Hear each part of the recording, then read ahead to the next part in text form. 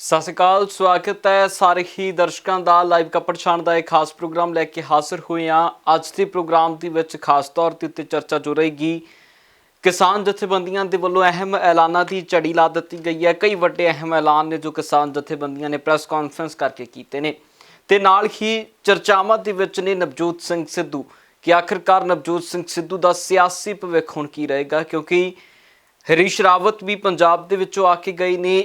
ਇੱਕ ਦਿਨ ਬੈਠਕ ਹੁੰਦੀ ਹੈ ਕੈਪਟਨ ਅਮਰਿੰਦਰ ਸਿੰਘ ਦੇ ਨਾਲ ਤੇ ਦੂਜੇ ਦਿਨ ਮੁਲਾਕਾਤ ਨਵਜੋਤ ਸਿੰਘ ਸਿੱਧੂ ਦੇ ਨਾਲ ਹੁੰਦੀ ਹੈ।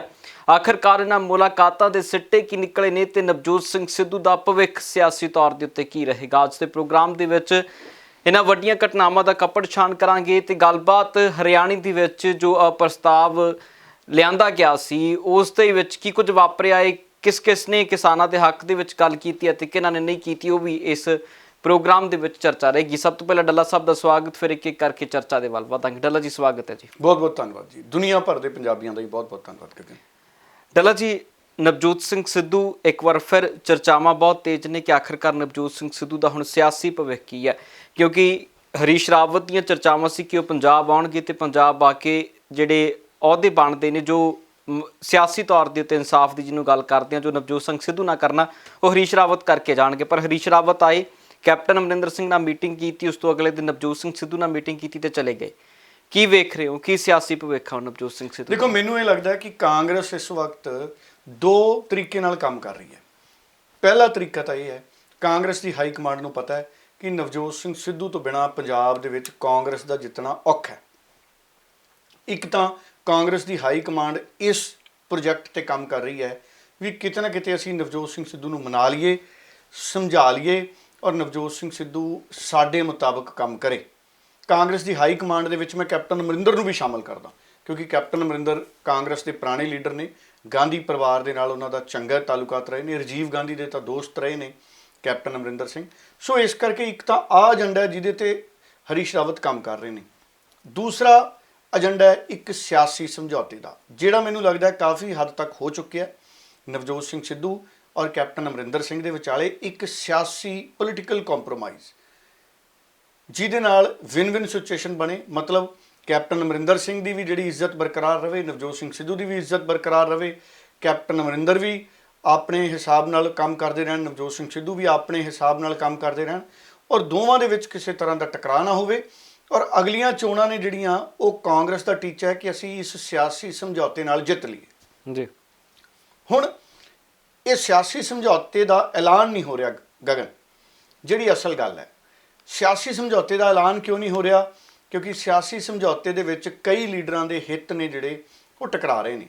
ਕਿਤੇ ਨਾ ਕਿਤੇ ਕਾਂਗਰਸ ਦੀ ਹਾਈ ਕਮਾਂਡ ਵੀ ਔਰ ਬਹੁਤ ਸਾਰੇ ਲੀਡਰ ਵੀ ਚਾਹੁੰਦੇ ਨੇ ਕਿ ਨਵਜੋਤ ਸਿੰਘ ਸਿੱਧੂ ਨੂੰ ਜਾਂ ਤਾਂ ਪ੍ਰਧਾਨਗੀ ਦਿੱਤੀ ਜਾਵੇ ਜਾਂ ਅਗਲੀਆਂ ਚੋਣਾਂ ਦੇ ਵਿੱਚ ਮੁੱਖ ਮੰਤਰੀ ਦੇ ਚਿਹਰੇ ਦੇ ਤੌਰ ਤੇ ਪੇਸ਼ ਕੀਤਾ ਜਾਵੇ, ਕਿਉਂਕਿ ਕੈਪਟਨ ਅਮਰਿੰਦਰ ਨੇ ਪਿਛਲੀ ਵਾਰੀ ਕਿਹਾ ਸੀ ਵੀ ਮੇਰੀ ਇਹ ਆਖਰੀ ਚੋਣ ਹੈ, ਪਰ ਹੁਣ ਪਤਾ ਲੱਗਿਆ ਵੀ ਕੈਪਟਨ ਅਮਰਿੰਦਰ ਇਸ ਵਾਰ ਵੀ ਚੋਣ ਲੜਨਗੇ। ਸੋ ਜਿਹੜੇ ਸਿਆਸੀ ਲੀਡਰ ਨੇ ਉਹ ਵਕਤ ਦੇ ਮੁਤਾਬਕ ਫੈਸਲੇ ਬਦਲ ਲੈਂਦੇ ਨੇ ਗਗਨ। 2017 ਤੋਂ ਪਹਿਲਾਂ ਤਾਂ ਦੇਖੋ ਇਹ ਵੀ ਕਿਹਾ ਸੀ ਕੈਪਟਨ ਅਮਰਿੰਦਰ ਸਿੰਘ ਉਹਨਾਂ ਨੇ ਕਿ ਅਸੀਂ ਘਰ ਘਰ ਨੌਕਰੀ ਦੇਵਾਂਗੇ, ਨੌਜਵਾਨਾਂ ਨੂੰ ਮੋਬਾਈਲ ਦੇਵਾਂਗੇ, ਮਾਈਨਿੰਗ ਮਾਫੀਆ, ਸ਼ਰਾਬ ਮਾਫੀਆ ਸਾਰੇ ਖਤਮ ਹੋ ਜਾਣਗੇ, ਬਰਗਾੜੀ ਦਾ ਇਨਸਾਫ ਦਵਾ ਦਿਆਂਗੇ। ਬਰਗਾੜੀ ਦਾ ਇਨਸਾਫ ਅੱਜ ਤੱਕ ਨਹੀਂ ਮਿਲਿਆ। ਇਹ ਸਿਆਸੀ ਜਿਹੜੇ ਨਾਅਰੇ ਦੇ ਦਿੱਤੇ ਜਾਂਦੇ ਨੇ ਨਾ ਲੋਕਾਂ ਨੂੰ, ਇਹ ਪੋਲੀਟੀਕਲ ਲੋਕਾਂ ਦੀ ਆਦਤ 'ਚ ਸ਼ੁਮਾਰ ਹੁੰਦਾ ਹੈ। ਇਸੇ ਤਰ੍ਹਾਂ ਉਦੋਂ ਕੈਪਟਨ ਅਮਰਿੰਦਰ ਸਿੰਘ ਨੇ ਦਿਲ ਜਿੱਤਣ ਲਈ ਕਹਿਤਾ ਸੀ ਵੀ ਇਹ ਮੇਰੀ ਆਖਰੀ ਚੋਣ ਹੈ। ਪ੍ਰਕਾਸ਼ ਸਿੰਘ ਬਾਦਲ ਨੇ ਵੀ ਕਿਹਾ ਸੀ ਦੇਖੋ ਕਿ ਬਸ ਆਖਰੀ ਵਾਰੀ ਮੈਨੂੰ ਵੋਟਾਂ ਪਾ ਦਿਓ, ਇਹ ਮੇਰੀ ਆਖਰੀ ਚੋਣ ਹੈ ਇੱਕ ਤਰੀਕੇ ਨਾਲ ਜੀ। ਪਰ ਹੁਣ ਸੁਖਬੀਰ ਬਾਦਲ ਨੂੰ ਪੁੱਛੋ, ਉਹ ਹੁਣ ਵੀ ਕਹਿੰਦੇ ਨੇ ਕਿ ਸਾਡੇ ਮੁੱਖ ਮੰਤਰੀ ਦੇ ਉਮੀਦਵਾਰ ਪ੍ਰਕਾਸ਼ ਸਿੰਘ ਬਾਦਲ ਹੋਣਗੇ। ਤੇ ਵਿਧਾਨ ਸਭਾ ਦੇ ਸੈਸ਼ਨ 'ਚ ਵੀ ਪ੍ਰਕਾਸ਼ ਸਿੰਘ ਬਾਦਲ ਨਹੀਂ ਆਉਂਦੇ। ਦੇਖੋ ਉਮਰ ਐਡੀ ਸਿਆਣੀ ਹੋ ਗਈ ਉਹਨਾਂ ਦੀ ਜੀ, ਸਿਹਤ ਦਾ ਖਿਆਲ ਰੱਖਣਾ ਪੈਂਦਾ। ਕੋਵਿਡ ਦਾ ਦੌਰ ਚੱਲਦਾ ਪਿਆ, ਬਜ਼ੁਰਗਾਂ ਨੂੰ ਤਾਂ ਵੈਸੇ ਹੀ ਕੋਵਿਡ ਤੋਂ ਬਹੁਤ ਬਚਾਅ ਕਰਾ ਕੇ ਰੱਖਣਾ ਪੈਂਦਾ। ਸੋ ਇਸ ਕਰਕੇ ਹਰੀਸ਼ ਰਾਵਤ ਦੇ ਜਿਹੜੇ ਯਤਨ ਨੇ, ਜਿਹੜੇ ਦੇਖੋ ਜਹਾਜ਼ ਤੇ ਆਏ ਨੇ ਹਰੀਸ਼ ਰਾਵਤ, ਕੈਪਟਨ ਨੂੰ ਮੁਬਾਰਕਾਂ ਦਿੱਤੀਆਂ ਜਨਮ ਦਿਨ ਦੀਆਂ।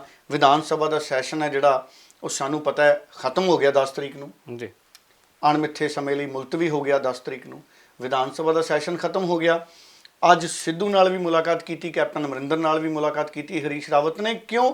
ਕਿਉਂਕਿ ਹੁਣ ਪੂਰਾ 1 ਸਾਲ ਤੋਂ ਘੱਟ ਦਾ ਸਮਾਂ ਰਹਿ ਗਿਆ। ਹੁਣ ਸਿਆਸੀ ਤੌਰ ਤੇ ਅਗਲੀ ਰਣਨੀਤੀ ਕਾਂਗਰਸ ਨੇ ਤੈਅ ਕਰਨੀ ਹੈ। ਔਰ ਜਿਹੜਾ ਸਭ ਤੋਂ ਵੱਡੀ ਚਿੰਤਾ ਹੈ ਕਾਂਗਰਸ ਨੂੰ, ਲੇਕਿਨ ਚਿੰਤਾ ਕਾਂਗਰਸ ਨੂੰ ਇਸ ਗੱਲ ਦੀ ਹੈ ਕਿ ਕਿਸਾਨ ਅੰਦੋਲਨ ਬੈਠਾ ਸਿੰਘੂ ਬਾਰਡਰ ਤੇ ਜੀ ਕਿਸਾਨ ਅੰਦੋਲਨ ਪੂਰੇ ਪੰਜਾਬ 'ਚ ਬੈਠਾ ਹੈ ਔਰ ਨਵਜੋਤ ਸਿੰਘ ਸਿੱਧੂ ਲਗਾਤਾਰ ਕਿਸਾਨ ਅੰਦੋਲਨ ਦੀ ਹਮਾਇਤ ਕਰ ਰਿਹਾ ਹੈ, ਕਿਸਾਨ ਦੇ ਹੱਕ 'ਚ ਪਾਲਿਸੀਆਂ ਦੀ ਮੰਗ ਕਰ ਰਹੇ ਨੇ, ਆਪਣੀ ਸਰਕਾਰ ਤੋਂ ਵੀ ਮੰਗ ਕਰ ਰਹੇ ਨੇ ਕਿ ਆਹ ਪਾਲਿਸੀਆਂ ਬਣਾਓ। ਔਰ ਇਹ ਵੀ ਸਭ ਨੂੰ ਪਤਾ ਹੈ ਕਿ ਨਵਜੋਤ ਸਿੰਘ ਸਿੱਧੂ ਨੂੰ ਅਗਰ ਕੱਲ੍ਹ ਨੂੰ ਨਵਜੋਤ ਸਿੰਘ ਸਿੱਧੂ ਕੋਈ, ਵੈਸੇ ਤਾਂ ਮੈਨੂੰ ਲੱਗਦਾ ਨਹੀਂ ਕਿ ਨਵਜੋਤ ਸਿੰਘ ਸਿੱਧੂ ਕੋਈ ਵੱਖਰੀ ਪਾਰਟੀ ਦਾ ਐਲਾਨ ਕਰਨਗੇ, ਲੇਕਿਨ ਅਗਰ ਨਵਜੋਤ ਸਿੰਘ ਸਿੱਧੂ ਕਿਸੇ ਵੱਖਰੀ ਧਿਰ ਦਾ, ਵੱਖਰੀ ਪਾਰਟੀ ਦਾ ਐਲਾਨ ਕਰ ਦਿੰਦੇ ਨੇ, ਅਗਰ ਨਵਜੋਤ ਸਿੰਘ ਸਿੱਧੂ ਅਤੇ ਕਿਸਾਨਾਂ ਦੇ ਵਿੱਚ ਕੋਈ ਸਹਿਮਤੀ ਬਣ ਜਾਂਦੀ ਹੈ ਤਾਂ ਪੰਜਾਬ ਦੇ ਵਿੱਚ ਸਿਆਸੀ ਭੁਚਾਲ ਆ ਜਾਊਗਾ। ਕਿਉਂਕਿ ਇੱਕ ਗੱਲ ਬੜੀ ਤੈਅ ਹੈ, ਪੰਜਾਬ 'ਚ ਇਸ ਵਕਤ ਦੋ ਮੁੱਦੇ ਬਹੁਤ ਗਰਮ ਨੇ, ਇੱਕ ਨਵਜੋਤ ਸਿੰਘ ਸਿੱਧੂ ਦੀ ਅਗਵਾਈ ਦਾ ਔਰ ਇੱਕ ਕਿਸਾਨਾਂ ਨੂੰ ਇਨਸਾਫ ਦਾ। ਜੀ ਔਰ ਅਗਰ ਕਿਸਾਨਾਂ ਨੇ ਕੋਈ ਨਵਜੋਤ ਸਿੰਘ ਸਿੱਧੂ ਨੂੰ ਨਾਲ ਮਿਲ ਕੇ ਕੋਈ ਇਸ ਤਰੀਕੇ ਦੀ ਰਣਨੀਤੀ ਤੇ ਵਿਚਾਰ ਸ਼ੁਰੂ ਕਰਤਾ ਕਿ ਕਿਸਾਨ ਅੰਦੋਲਨ ਔਰ ਨਵਜੋਤ ਸਿੰਘ ਸਿੱਧੂ ਅਗਰ ਮਿਲ ਕੇ ਪੰਜਾਬ ਦੇ ਵਿੱਚ ਅਗਲੀਆਂ ਚੋਣਾਂ ਦੇ ਵਿੱਚ ਕੋਈ ਭੂਮਿਕਾ ਬਾਰੇ ਵਿਚਾਰ ਕਰਨ ਲੱਗ ਗਏ, ਮੈਂ ਨਹੀਂ ਕਹਿੰਦਾ ਵਿਚਾਰ ਹੋਣਾ ਸ਼ੁਰੂ ਹੋ ਗਿਆ, ਅਗਰ ਕਰਨ ਲੱਗ ਗਏ, ਦੇਖੋ ਇਹ ਤਾਂ ਮੈਂ ਹਮੇਸ਼ਾ ਹੀ ਕਹਿੰਦਾ ਕਿ ਕਿਸਾਨਾਂ ਨੂੰ ਵੀ ਪਾਰਟੀ ਬਣਾਉਣੀ ਚਾਹੀਦੀ ਹੈ ਪੰਜਾਬ 'ਚ। ਬਿਲਕੁਲ। ਕਿਸਾਨ ਸਿਰਫ ਵੋਟ ਦੇਣ ਲਈ ਥੋੜੀ ਪੈਦਾ ਹੋਇਆ, ਕਿਸਾਨ ਵੋਟ ਲੈਣ ਲਈ ਵੀ ਆਪਣੇ ਆਪ ਨੂੰ ਅੱਗੇ ਪੇਸ਼ ਕਰ ਸਕਦੇ ਨੇ। ਔਰ ਜੇ ਕਿਸਾਨਾਂ ਦੀ ਪਾਰਟੀ ਬਣਦੀ ਹੈ ਗਗਨ, ਪੰਜਾਬ 'ਚ ਸਭ ਤੋਂ ਪਹਿਲਾਂ ਮੈਂ ਵੀ ਵੋਟ ਪਾਊਂਗਾ ਕਿਸਾਨ, ਮੈਂ ਸਾਰੀਆਂ ਪਾਰਟੀਆਂ ਨੂੰ ਛੱਡ ਕੇ ਕਿਸਾਨਾਂ ਨੂੰ ਵੋਟ ਪਾਊਂਗਾ। ਔਰ ਅਗਰ ਸਿੱਧੂ ਤੇ ਕਿਸਾਨਾਂ ਦਾ ਆਪਸ 'ਚ ਤਾਲਮੇਲ ਹੋ ਜਾਂਦਾ ਹੈ ਤੇ ਸੋਨੇ ਤੇ ਸੁਹਾਗੇ ਵਾਲੀ ਗੱਲ ਬਣ ਸਕਦੀ ਹੈ। ਸੋ ਇਸ ਕਰਕੇ ਇਹ ਕਾਂਗਰਸ ਦੀ ਹਾਈ ਕਮਾਂਡ ਨੂੰ ਇਸ ਗੱਲ ਦਾ ਪਤਾ ਹੈ ਕਿ ਨਵਜੋਤ ਸਿੰਘ ਸਿੱਧੂ ਅਸੂਲਾਂ ਦਾ ਪੱਕਾ ਹੈ। ਦੇਖੋ ਨਵਜੋਤ ਸਿੰਘ ਸਿੱਧੂ ਨੇ ਰਾਜ ਸਭਾ ਦੀ ਮੈਂਬਰੀ ਛੱਡਤੀ, ਨਵਜੋਤ ਸਿੰਘ ਸਿੱਧੂ ਨੇ ਮੰਤਰੀ ਮੰਡਲ ਦਾ ਅਹੁਦਾ ਛੱਡਤਾ। ਹੁਣ ਇਹ ਵੀ ਗੱਲਾਂ ਹੁੰਦੀਆਂ ਨੇ ਵੀ ਨਵਜੋਤ ਸਿੰਘ ਸਿੱਧੂ ਨੂੰ ਵਿੱਚੋਂ ਗੱਲ ਆਉਂਦੀ ਹੈ ਵੀ ਡਿਪਟੀ ਮੁੱਖ ਮੰਤਰੀ ਦੁਬਾਰਾ ਬਣਾ ਦਿੱਤਾ ਜਾਵੇ। ਪਰ ਦੇਖੋ ਨਵਜੋਤ ਸਿੰਘ ਸਿੱਧੂ ਜਿਹੜਾ ਮਨਮਿਟਾ ਹੋਇਆ ਸੀ ਨਾ ਕੈਪਟਨ ਔਰ ਨਵਜੋਤ ਸਿੰਘ ਸਿੱਧੂ ਦੇ ਵਿਚਾਲੇ, ਉਹ ਜ਼ੁਬਾਨੀ ਇਲਜ਼ਾਮ ਸੀ, ਉਹ ਲੱਗਦੇ ਰਹਿੰਦੇ ਨੇ ਪੋਲੀਟੀਕਲ ਲੀਡਰਾਂ ਦੇ। ਲੇਕਿਨ ਜਦੋਂ ਮਹਿਕਮਾ ਚੇਂਜ ਕੀਤਾ ਗਿਆ ਨਵਜੋਤ ਸਿੰਘ ਸਿੱਧੂ ਦਾ, ਔਰ ਇਹ ਕਹਿ ਕੇ ਕਿ ਨਵਜੋਤ ਸਿੰਘ ਸਿੱਧੂ ਦੇ ਸ਼ਹਿਰੀ ਮਹਿਕਮੇ ਦੇ ਵਿੱਚ ਕੁਝ ਨਾ ਕੁਝ ਕਾਰਗੁਜ਼ਾਰੀਆਂ ਚੰਗੀਆਂ ਨਹੀਂ ਹੋਈਆਂ ਜਿਹਦੇ ਕਰਕੇ ਕਾਂਗਰਸ ਨੂੰ ਨੁਕਸਾਨ ਹੋਇਆ, ਤੇ ਇਹ ਕਹਿ ਕੇ ਨਵਜੋਤ ਸਿੰਘ ਸਿੱਧੂ ਦਾ ਜਦੋਂ ਮੰਤਰਾਲਾ ਬਦਲਿਆ ਗਿਆ, ਉਹ ਨਵਜੋਤ ਸਿੰਘ ਸਿੱਧੂ ਕਦੇ ਵੀ ਉਹਨੂੰ ਬਰਦਾਸ਼ਤ ਨਹੀਂ ਕਰਨਗੇ। ਔਰ ਨਵਜੋਤ ਸਿੰਘ ਸਿੱਧੂ ਅੱਜ ਵੀ ਚਾਹੁੰਦੇ ਹੋਣਗੇ ਵੀ ਉਹ ਜਿਹੜੇ ਇਲਜ਼ਾਮ ਨੇ ਉਹ ਮੇਰੇ ਤੋਂ ਸਾਫ਼ ਕੀਤੇ ਜਾਣ। ਹੁਣ ਕੈਪਟਨ ਅਮਰਿੰਦਰ ਦਾ ਆਪਣਾ ਸਿਆਸੀ ਕੱਦ ਹੈ, ਨਵਜੋਤ ਸਿੰਘ ਸਿੱਧੂ ਦਾ ਆਪਣਾ ਸਿਆਸੀ ਕੱਦ ਹੈ, ਹਰ ਕਿਸੇ ਦਾ ਵਕਤ ਹੁੰਦਾ ਹੈ। ਕੋਈ ਵਕਤ ਸੀ ਪ੍ਰਕਾਸ਼ ਸਿੰਘ ਬਾਦਲ ਦਾ, ਜੀ ਕੋਈ ਵਕਤ ਸੀ ਰਜਿੰਦਰ ਕੌਰ ਭੱਠਲ ਦਾ, ਬੀਬੀ ਦਾ। ਹੁਣ ਅੱਜ ਕੱਲ੍ਹ ਬੀਬੀ ਰਜਿੰਦਰ ਕੌਰ ਭੱਠਲ ਥੋੜ੍ਹੇ ਜਿਹੇ ਸਿਆਸਤ ਦੇ ਵਿੱਚ ਵੱਖਰੀ ਭੂਮਿਕਾ ਅਦਾ ਕਰ ਰਹੇ ਨੇ। ਅੱਜ ਉਹ ਅਗਲੇ ਮੁੱਖ ਮੰਤਰੀ ਦੇ ਚਿਹਰੇ ਦੀ ਦੌੜ 'ਚ ਤਾਂ ਹੈ ਹੀ ਨਹੀਂ, ਜੀ ਹਾਂ। ਕਾਂਗਰਸ ਬਤੌਰ ਮਹਿਲਾ ਉਹਨਾਂ ਨੂੰ ਅੱਗੇ ਕਰ ਦੇਵੇ, ਉਹਨਾਂ ਦਾ ਕੱਦ ਵੱਡਾ ਹੈ ਜੀ, ਤੇ ਕੋਈ ਦੋ ਰਾਏ ਨਹੀਂ, ਲੇਕਿਨ ਉਹ ਆਪ ਮੁਹਾਰੇ ਮੁੱਖ ਮੰਤਰੀ ਦੇ ਅਹੁਦੇ ਦੀ ਦੌੜ 'ਚ ਨਹੀਂ ਬੀਬੀ ਰਜਿੰਦਰ ਕੌਰ ਭੱਠਲ। ਸਿੱਧੂ ਹੈਗਾ ਆਪ ਮੁਹਾਰੇ, ਲੋਕ ਕਹਿੰਦੇ ਨੇ ਵੀ ਹਾਂ ਸਿੱਧੂ ਅੱਗੇ ਆਉਣਾ ਚਾਹੀਦਾ, ਸਿੱਧੂ ਅੱਗੇ ਆਉਣਾ ਚਾਹੀਦਾ। ਸੋ ਵਕਤ ਬਦਲਦਾ ਹੈ। ਰਵਨੀਤ ਬਿੱਟੂ ਨਹੀਂ ਦੇਖੋ ਆਪ ਮੁਹਾਰੇ ਮੁੱਖ ਮੰਤਰੀ ਦੀ ਦੌੜ 'ਚ ਲੱਗ ਸਕਿਆ, ਨਹੀਂ ਤਾਂ ਲੋਕ ਆਪ ਮੁਹਾਰੇ ਕਹਿੰਦੇ ਵੀ ਰਵਨੀਤ ਸਿੰਘ ਬਿੱਟੂ ਮੁੱਖ ਮੰਤਰੀ ਹੋਣਾ ਚਾਹੀਦਾ। ਨਾ ਪ੍ਰਤਾਪ ਬਾਜਵਾ ਮੁੱਖ ਮੰਤਰੀ ਦੀ ਦੌੜ 'ਚ ਆ ਸਕਿਆ ਆਪਣੇ ਆਪ, ਨਾ ਸੁਨੀਲ ਜਾਖੜ। ਸੋ ਹੁਣ ਇਹ ਵੀ ਫਾਰਮੂਲਾ ਹੈ ਕਿ ਨਵਜੋਤ ਸਿੰਘ ਸਿੱਧੂ ਨੂੰ ਅਗਰ ਪ੍ਰਧਾਨਗੀ ਦੇ ਦਿੱਤੀ ਜਾਵੇ, ਕਾਂਗਰਸ ਨਵਜੋਤ ਸਿੰਘ ਸਿੱਧੂ ਨੂੰ ਉਹਦੇ ਲਈ ਵੀ ਮਨਾ ਰਹੀ ਹੋਣੀ। ਨਵਜੋਤ ਸਿੰਘ ਸਿੱਧੂ ਕਹਿੰਦਾ ਹੋਣਾ ਵੀ ਜੇ ਮੈਨੂੰ ਪ੍ਰਧਾਨਗੀ ਦੇਣੀ ਹੈ, ਮੇਰੇ ਸਿਰ ਤੇ ਤੁਸੀਂ ਸਰਕਾਰ ਬਣਾ ਜਾਣੀ ਹੈ। ਸੋਚਦਾ ਹੋਊਗਾ ਵੀ ਮੈਨੂੰ ਅੱਗੇ ਕਰਕੇ ਤੁਸੀਂ ਫੇਰ ਸਰਕਾਰ ਬਣਾ ਜਾਣੀ। ਸੋ ਨਵਜੋਤ ਸਿੰਘ ਸਿੱਧੂ ਵੀ ਕਹੂਗਾ ਨਾ ਵੀ ਮੈਂ ਵੀ ਪੰਜਾਬ ਦੀ ਸੇਵਾ ਕਰਨੀ ਚਾਹੁੰਦਾ। ਹੁਣ ਨਵਜੋਤ ਸਿੰਘ ਸਿੱਧੂ ਨੇ ਕਿਹੜਾ ਕੋਈ ਫੈਕਟਰੀਆਂ ਖੋਲ੍ਹਣੀਆਂ ਨੇ, ਲੁੱਟ ਕਰਨੀ ਹੈ, ਆਪਣੀ ਕੇਬਲ ਚਲਾਉਣੀ ਹੈ। ਨਵਜੋਤ ਸਿੰਘ ਸਿੱਧੂ ਨੇ ਕਿਹੜਾ ਆਪਣੀ ਟਰਾਂਸਪੋਰਟ ਚਲਾਉਣੀ ਹੈ। ਨਵਜੋਤ ਸਿੰਘ ਸਿੱਧੂ ਨੇ ਕਿਹੜਾ ਆਪਣੇ ਕਾਰਖਾਨੇ ਚਲਾਉਣੇ। ਉਹਦਾ ਤਾਂ ਰੁਜ਼ਗਾਰ ਉਹ ਟੈਲੀਵਿਜ਼ਨ ਵਾਲਾ ਸੀ, ਉਹ ਵੀ ਵਿਹਲਾ ਹੋ ਗਿਆ। ਸੋ ਨਵਜੋਤ ਸਿੰਘ ਸਿੱਧੂ ਤਾਂ ਕਿਸਾਨਾਂ ਦੇ ਹੱਕ ਦੀ ਗੱਲ ਕਰ ਰਿਹਾ ਵੀ ਮੈਂ ਤਾਂ ਕਾਨੂੰਨ, ਜੇ ਸਿੱਧੂ ਆ ਗਿਆ ਉਹ ਕਹਿੰਦਾ ਮੈਂ ਤਾਂ ਕਾਨੂੰਨ ਬਣਾ ਦੂੰਗਾ, ਮੈਂ ਸਹਿਕਾਰਤਾ ਦੇ ਖੇਤਰ 'ਚ ਪੰਜਾਬ ਦੀ ਫਸਲ, ਕਿਸਾਨੀ, ਖੇਤੀ ਇਹਨੂੰ ਸਾਂਭੂਗਾ। ਔਰ ਸਭ ਤੋਂ ਵੱਡੀ ਜ਼ਰੂਰਤ ਹੈ ਦੇਖੋ, ਬਿਲਕੁਲ ਖਾਣ ਵਾਲਾ, ਦੇਖੋ ਅਸੀਂ ਉਤਪਾਦਨ ਕਰਤਾ, ਪੰਜਾਬ ਦਾ ਕਿਸਾਨ ਉਤਪਾਦਨ ਕਰਤਾ ਹੈ। ਅਸੀਂ ਉਤਪਾਦਨ ਕਰਤਾ ਹੋ ਕੇ ਮਿੰਨਤਾਂ ਕਰਦੇ ਹਾਂ ਵੀ ਸਾਡਾ ਸਮਾਨ ਲੈ ਲਓ, ਜੀ ਬਿਲਕੁਲ। ਅਸੀਂ ਉਤਪਾਦਨ ਕਰਤਾ, ਸੂਬਾ ਸਾਡੇ ਉਤਪਾਦਨ ਨੂੰ ਜੇ ਸਾਂਭ ਜੇ ਤੇ ਲੋਕ ਸਾਡੀਆਂ ਮਿੰਨਤਾਂ ਕਰਨ ਵੀ ਸਾਨੂੰ ਦੇ ਦਿਓ ਜੀ, ਸਾਨੂੰ ਦੁੱਧ ਦੇ ਪੈਕਟ ਭੇਜੋ, ਸਾਨੂੰ ਕਣਕ ਭੇਜੋ, ਸਾਨੂੰ ਚੌਲ ਭੇਜੋ, ਸਾਨੂੰ ਦਾਲਾਂ ਭੇਜੋ। ਜਿਵੇਂ ਫੈਕਟਰੀਆਂ ਵਾਲੇ ਆਰਡਰ ਲਿਖਦੇ ਆ ਨਾ ਜੀ, ਹੌਜ਼ਰੀ ਵਾਲੇ, ਮੁਲਕ ਦੇ ਦੂਜੇ ਹਿੱਸਿਆਂ ਵਾਲੇ ਫੋਨ ਤੇ ਆਰਡਰ ਲਿਖਾਉਂਦੇ ਵੀ ਇੰਨੇ ਸਵੈਟਰ ਭੇਜ ਦਿਓ, ਇੰਨੇ ਕੰਬਲ, ਇੰਨੇ ਖੇਸ, ਇੰਨੀਆਂ ਲੋਈਆਂ। ਸੋ ਉਹ ਸਥਿਤੀਆਂ ਬਣ ਸਕਦੀਆਂ ਨੇ। ਦੇਖੋ, ਕਿਉਂਕਿ ਸਿੱਧੂ ਉਸ ਸੋਚ ਦਾ ਮਾਲਕ ਹੈ ਕਿ ਪੰਜਾਬ ਦੀ ਖੇਤੀਬਾੜੀ ਨੂੰ ਇੱਕ ਨਵੀਂ ਦਿਸ਼ਾ ਦੇ ਸਕਦਾ ਹੈ ਜੀ। ਉਮਰ ਦਾ ਵੀ ਫਰਕ ਹੈ ਕੈਪਟਨ ਅਮਰਿੰਦਰ ਦੀ ਔਰ ਨਵਜੋਤ ਸਿੰਘ ਸਿੱਧੂ ਦੀ। ਦੇਖੋ, ਕੈਪਟਨ ਅਮਰਿੰਦਰ ਐਡਮਿਨਿਸਟ੍ਰੇਟਰ ਬਹੁਤ ਚੰਗੇ ਨੇ। ਪਿਛਲੇ 4 ਸਾਲਾਂ 'ਚ ਕੈਪਟਨ ਅਮਰਿੰਦਰ ਬਤੌਰ ਐਡਮਿਨਿਸਟ੍ਰੇਟਰ ਕਾਮਯਾਬ ਰਹੇ ਨੇ। ਸੂਬੇ 'ਚ ਅਮਨ ਸ਼ਾਂਤੀ ਬਰਕਰਾਰ ਰਹੀ ਹੈ। ਸੂਬੇ 'ਚ ਜਿਵੇਂ ਅਕਾਲੀ ਦਲ ਦੇ ਰਾਜ ਵੇਲੇ ਚਿੱਟਾ ਖੁੱਲ੍ਹਾ ਵਿਕਦਾ ਸੀ, ਉਹ ਸਥਿਤੀਆਂ ਨਹੀਂ ਹੈ। ਨਸ਼ੇ ਤੇ ਕੰਟਰੋਲ ਹੈ, ਗੈਂਗਸਟਰਵਾਦ ਤੇ ਕੰਟਰੋਲ ਹੈ। ਅਕਾਲੀ ਦਲ ਦੇ ਮੁਕਾਬਲੇ ਵਿਕਾਸ 'ਚ ਕੈਪਟਨ ਅਮਰਿੰਦਰ ਪਿੱਛੇ ਨੇ। ਵਿਕਾਸ 'ਚ ਅਕਾਲੀ ਅੱਗੇ ਸੀ, ਪਰ ਅਕਾਲੀਆਂ ਤੇ ਇਲਜ਼ਾਮ ਇਹ ਵੀ ਲੱਗਦੇ ਨੇ ਨਾ ਵੀ ਉਹਨਾਂ ਨੇ ਆਪਣਾ ਵੀ ਵਿਕਾਸ ਜ਼ਿਆਦਾ ਕਰ ਲਿਆ ਜੀ। ਸੋ ਇਸ ਕਰਕੇ ਵਿਕਾਸ ਤਾਂ ਚਲੋ ਚਰਚਾ 'ਚ ਹੈ। ਸਿੱਧੂ ਔਰ ਨਵਜੋਤ ਸਿੰਘ ਸਿੱਧੂ ਔਰ ਕੈਪਟਨ ਅਮਰਿੰਦਰ ਸਿੰਘ ਦੋਹਾਂ ਦੀ ਆਪਣੀ ਸ਼ੈਲੀ ਹੈ। ਔਰ ਅਗਰ ਦੋਨੇ ਇਕੱਠੇ ਹੋ ਗਏ, ਕੋਈ ਇਹੋ ਜਿਹਾ ਸਮਝੌਤਾ ਕਰਾਤਾ ਕਾਂਗਰਸ ਦੀ ਹਾਈ ਕਮਾਂਡ ਨੇ, ਜਿਹੜਾ ਕਿ ਮੈਨੂੰ ਲੱਗਦਾ ਹੋ ਗਿਆ, ਐਲਾਨ ਕਿੱਦਾਂ ਕਰੇ ਕਾਂਗਰਸ ਦੀ ਹਾਈ ਕਮਾਂਡ ਨੂੰ ਇਹ ਨਹੀਂ ਸਮਝ ਆਉਂਦਾ। ਕਿਉਂਕਿ ਕੈਪਟਨ ਅਮਰਿੰਦਰ ਨੇ ਪ੍ਰਸ਼ਾਂਤ ਕਿਸ਼ੋਰ ਨੂੰ ਬਣਾ ਲਿਆ ਪ੍ਰਿੰਸੀਪਲ ਐਡਵਾਈਜ਼ਰ। ਮਤਲਬ ਕਿ ਕੈਪਟਨ ਅਮਰਿੰਦਰ ਸਿੰਘ ਨੇ ਅਣਐਲਾਨੇ ਤੌਰ ਦੇ ਉੱਤੇ ਕਹਿ ਦਿੱਤਾ ਕਿ ਮੈਂ ਅਗਲੇ ਮੁੱਖ ਮੰਤਰੀ ਦਾ ਚਿਹਰਾ।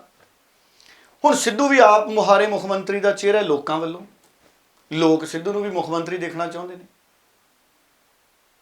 ਹੁਣ ਕਾਂਗਰਸ ਦੀ ਦਿੱਕਤ ਇਹ ਹੈ, ਅਗਰ ਕਾਂਗਰਸ ਕੋਈ ਸਰਵੇਖਣ ਕਰਾਉਂਦੀ ਹੈ ਪੰਜਾਬ 'ਚ ਲੋਕਾਂ ਤੋਂ ਕਿ ਮੁੱਖ ਮੰਤਰੀ ਕੌਣ ਹੋਣਾ ਚਾਹੀਦਾ, ਸਿੱਧੂ ਫੇਰ ਅੱਗੇ ਨਿਕਲ ਸਕਦੇ, ਕਿਉਂਕਿ ਸਿੱਧੂ ਦੀ ਪ੍ਰਸਿੱਧੀ ਬਹੁਤ ਹੈ, ਬਿਲਕੁਲ ਸ਼ੋਹਰਤ ਬਹੁਤ ਹੈ। ਕੈਪਟਨ ਅਮਰਿੰਦਰ ਸਭ ਨੂੰ ਖੁਸ਼ ਨਹੀਂ ਕਰ ਸਕੇ। ਕੈਪਟਨ ਅਮਰਿੰਦਰ ਤਾਂ ਬਹੁਤ ਸਾਰੇ MLA ਆ, ਉਹਨਾਂ ਨੂੰ ਮੰਤਰੀ ਨਹੀਂ ਬਣਾ ਸਕੇ। ਉਹਨਾਂ ਦੀ ਆਪਣੀ ਮਜਬੂਰੀ ਹੈ ਵੀ 18 ਮੰਤਰੀ ਹੋਣੇ ਸੀ ਜੀ। ਖਜ਼ਾਨੇ ਦੀ ਹਾਲਤ ਪੰਜਾਬ ਦੀ ਖਰਾਬ ਹੈ। ਸੋ ਇਸ ਕਰਕੇ ਚੈਲੰਜ ਬਹੁਤ ਜ਼ਿਆਦਾ ਨੇ। ਮੈਨੂੰ ਇਹ ਲੱਗਦਾ ਹੈ ਕਿ ਇਸ ਵਕਤ ਕਾਂਗਰਸ ਦੀ ਕੋਸ਼ਿਸ਼ ਇਸ ਗੱਲ ਤੋਂ ਹੈ ਵੀ ਸਿੱਧੂ ਨੂੰ ਅਸੀਂ ਕਿਸੇ ਤਰ੍ਹਾਂ ਵੀ ਸਿਆਸੀ ਸਮਝੌਤੇ ਲਈ ਮਨਾ ਲਈਏ। ਇਹ ਫਾਰਮੂਲਾ ਨਿਕਲ ਸਕਦਾ ਹੈ ਕਿ ਸਿੱਧੂ ਨੂੰ ਕਾਂਗਰਸ ਦੀ ਪ੍ਰਧਾਨਗੀ ਦੇ ਦਿੱਤੀ ਜਾਵੇ ਔਰ ਕੋਈ ਐਲਾਨ ਕਰ ਦਿੱਤਾ ਜਾਵੇ ਕਿ ਅਗਰ ਸਿੱਧੂ ਔਰ ਕੈਪਟਨ ਅਮਰਿੰਦਰ ਮਿਲ ਕੇ ਚੋਣਾਂ ਲੜਦੇ ਨੇ ਤੇ ਕੈਪਟਨ ਅਮਰਿੰਦਰ ਕੀ 1 ਸਾਲ ਮੁੱਖ ਮੰਤਰੀ ਰਹਿਣਗੇ ਜਾਂ 2 ਸਾਲ ਮੁੱਖ ਮੰਤਰੀ ਰਹਿਣਗੇ, ਉਸ ਤੋਂ ਬਾਅਦ ਸਿੱਧੂ ਮੁੱਖ ਮੰਤਰੀ ਹੋਣਗੇ। ਜਦ ਤੱਕ ਕਿਸੇ ਅਜਿਹੇ ਸਿਆਸੀ ਸਮਝੌਤੇ ਦਾ ਐਲਾਨ ਨਹੀਂ ਹੁੰਦਾ ਤਦ ਤੱਕ ਗੱਲ ਨਹੀਂ ਨਿਬੜਨੀ। ਔਰ ਜਦ ਤੱਕ ਸਿੱਧੂ ਦਾ ਮਸਲਾ ਨਹੀਂ ਨਿਬੜਦਾ ਕਾਂਗਰਸ ਦੀ ਸਰਕਾਰ ਬਣਦੀ ਨਹੀਂ ਦੇਖਣੀ। ਗਗਨ, ਇਹ ਵੀ ਹੈ ਬਿਲਕੁਲ। ਇੱਕ ਪਾਸੇ ਸਿੱਧੂ, ਇੱਕ ਪਾਸੇ ਕਿਸਾਨ, 2 ਫੈਕਟਰ ਨੇ ਪੰਜਾਬ ਦੇ। ਦੋਵਾਂ ਦੀ ਮਰਜ਼ੀ ਤੋਂ ਬਿਨਾਂ, ਦੋਵਾਂ ਦੀ ਕੋਸ਼ਿਸ਼ ਤੋਂ ਬਿਨਾਂ, ਦੋਵਾਂ ਦੇ ਪ੍ਰਭਾਵ ਤੋਂ ਬਿਨਾਂ ਪੰਜਾਬ 'ਚ ਸਰਕਾਰ ਨਹੀਂ ਬਣਨੀ ਜਿਵੇਂ ਪੋਲੀਟੀਕਲ ਪਾਰਟੀਆਂ ਸੋਚਦੀਆਂ ਨੇ। ਬਿਲਕੁਲ। ਦੂਜੇ ਪਾਸੇ ਦੇਖੋ, ਆਮ ਆਦਮੀ ਪਾਰਟੀ ਭਗਵੰਤ ਮਾਨ ਤਾਂ ਹੁਣ ਸਿੱਧਾ ਹੀ ਵੈਲਕਮ ਕਰੀ ਜਾਂਦਾ ਵੀ ਜੇ ਸਿੱਧੂ ਸਾਹਿਬ ਆਉਣ ਮੈਂ ਆਪ ਗੁਲਦਸਤਾ ਦਊਂ ਫੁੱਲਾਂ ਦਾ। ਵੀ ਸਿੱਧੂ ਸਾਹਿਬ ਤਾਂ ਮੇਰੇ ਸੀਨੀਅਰ ਸੀ comedy laughter challenge. Bhagwant Mann ਵੀ ਸਮਝ ਗਏ ਗੱਲ ਨੂੰ ਵੀ ਸਿੱਧੂ ਉਹ ਬੂਟਾ ਹੈਗਾ, ਉਹ ਗਮਲਾ ਹੈ ਸਿੱਧੂ, ਜਿਹੜੀ ਨਰਸਰੀ 'ਚ ਆ ਗਿਆ ਉਧਰ ਲੋਕਾਂ ਦੀ ਭੀੜ ਲੱਗ ਜਾਣੀ। ਬਿਲਕੁਲ। ਸੋ ਇਸ ਕਰਕੇ ਨਵਜੋਤ ਸਿੰਘ ਸਿੱਧੂ ਦਾ ਪੰਜਾਬ ਦੀ ਸਿਆਸਤ 'ਤੇ ਪ੍ਰਭਾਵ ਉਸੇ ਤਰ੍ਹਾਂ ਜਿਵੇਂ 4 ਸਾਲ ਪਹਿਲਾਂ ਸੀ, 5 ਸਾਲ ਪਹਿਲਾਂ ਸੀ, ਕਿਉਂਕਿ ਸਿੱਧੂ ਕਦੀ ਮੁੱਦਿਆਂ ਤੋਂ ਭਟਕਿਆ ਨਹੀਂ। ਨਵਜੋਤ ਸਿੰਘ ਸਿੱਧੂ ਪੰਜਾਬ ਦੇ ਹੱਕ 'ਚ ਖੜਾ ਹੈ। ਸੁਨੇਹਾ ਜਿਹੜਾ ਲਾਂਘੇ ਦਾ ਲੈ ਕੇ ਆਇਆ ਨਵਜੋਤ ਸਿੰਘ ਸਿੱਧੂ, ਦੇਖੋ ਕਰਤਾਰਪੁਰ ਸਾਹਿਬ ਦੇ ਲਾਂਘੇ ਦਾ ਐਡਾ ਸੁਨੇਹਾ ਲੈ ਕੇ ਆਇਆ ਨਵਜੋਤ ਸਿੰਘ ਸਿੱਧੂ। ਸੋ ਮੈਂ ਤਾਂ ਕਹੂੰਗਾ ਕਿ ਬਾਬਾ ਜੀ ਦੀ ਵੀ ਕਿਰਪਾ ਹੈ ਬਿਲਕੁਲ ਕਿ ਉਹਨੂੰ ਸੁਨੇਹਾ ਲਿਆਉਣ ਦਾ ਮੌਕਾ ਮਿਲਿਆ। ਉਧਰੋਂ ਸੁਨੇਹਾ ਮਿਲਿਆ ਗੁਆਂਢੀਆਂ ਤੋਂ।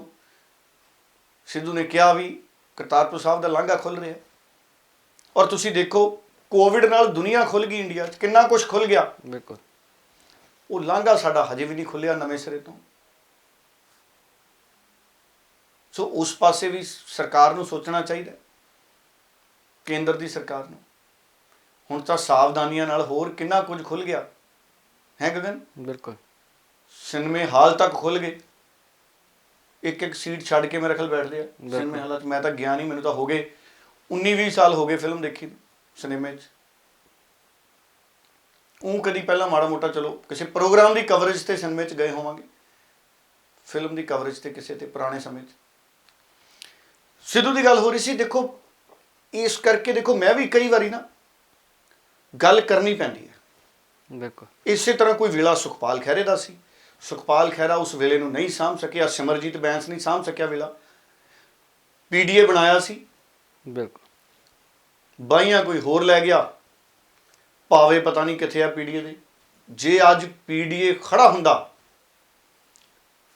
ਸੁਖਪਾਲ ਖਹਿਰਾ, ਸਿਮਰਜੀਤ ਬੈਂਸ, ਡਾਕਟਰ ਧਰਮਵੀਰ ਗਾਂਧੀ ਸਾਹਿਬ, ਬਸਪਾ ਵਾਲੇ ਅਗਰ ਸਾਰੇ ਇਕੱਠੇ ਹੋ ਕੇ ਪੀਡੀਏ ਦੇ ਚੱਲਦੇ ਰਹਿੰਦੇ ਗਗਨ, ਅੱਜ ਸਿਰਫ ਸਿੱਧੂ ਇਹਨਾਂ ਦੇ ਨਾਲ ਆ ਜਾਂਦਾ, ਲਓ ਗੱਲ ਬਣ ਗਈ ਸੀ। ਬਿਲਕੁਲ ਪੀਡੀਏ ਪਿੱਛੇ ਜਿੰਨੀ ਮਿਹਨਤ ਲਾਈ ਲੋਕਾਂ ਨੇ, ਔਰ ਮੈਂ ਬੜਾ ਦੇਖੋ ਪੀਡੀਏ ਦਾ ਜ਼ਿਕਰ ਕਰਦਾ ਰਿਹਾ, ਕਿਉਂਕਿ ਮੇਰੀ ਆਦਤ ਹੈ ਜਿੱਥੇ ਪੰਜਾਬ ਦਾ ਭਲਾ ਦਿਖੇ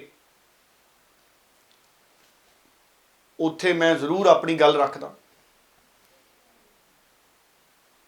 ਪੰਜਾਬ ਦੇ ਹੱਕ 'ਚ ਤੇ ਗੱਲ ਕਰਨੀ ਜ਼ਰੂਰੀ ਹੈ। ਸੋ ਸਿੱਧੂ ਵੀ ਪੰਜਾਬ ਦੇ ਹੱਕ 'ਚ ਖੜਾ, ਇਸ ਕਰਕੇ ਜ਼ਿਕਰ ਆਪ ਮੁਹਾਰੇ ਸਿੱਧੂ ਦਾ ਆਉਂਦਾ। ਹੁਣ ਜੇ ਕੈਪਟਨ ਅਮਰਿੰਦਰ ਤੇ ਸਿੱਧੂ 'ਚ ਸਮਝੌਤਾ ਬਣ ਜਾਂਦਾ ਕੋਈ ਸਿਆਸੀ ਗਗਨ, ਇਹਦਾ ਕਾਂਗਰਸ ਨੂੰ ਵੀ ਫਾਇਦਾ ਤੇ ਪੰਜਾਬ ਨੂੰ ਵੀ ਫਾਇਦਾ ਹੋ ਸਕਦਾ ਸਿੱਧੂ ਦੇ ਰੂਪ 'ਚ। ਕੈਪਟਨ ਨੂੰ ਤਾਂ ਚਲੋ 2 ਵਾਰੀ ਮੁੱਖ ਮੰਤਰੀ ਦੇਖ ਲਿਆ ਪੰਜਾਬ ਦੇ ਲੋਕਾਂ ਨੇ। ਸੋ ਇਹ ਸਥਿਤੀਆਂ ਨੇ। ਹਰੀਸ਼ ਰਾਵਤ ਤਾਂ ਬਾਰ-ਬਾਰ ਮੀਟਿੰਗ ਕਰਦੇ ਆ। ਕਾਂਗਰਸ ਦੀ ਹਾਈ ਕਮਾਂਡ ਤੇ ਇਹ ਵੀ ਦਬਾਅ ਹੈ ਵੀ ਕੋਈ ਸਿੱਧੂ ਕਿਤੇ ਵੱਖਰਾ ਫੈਸਲਾ ਨਾ ਕਰ ਜੇ ਭਾਈ।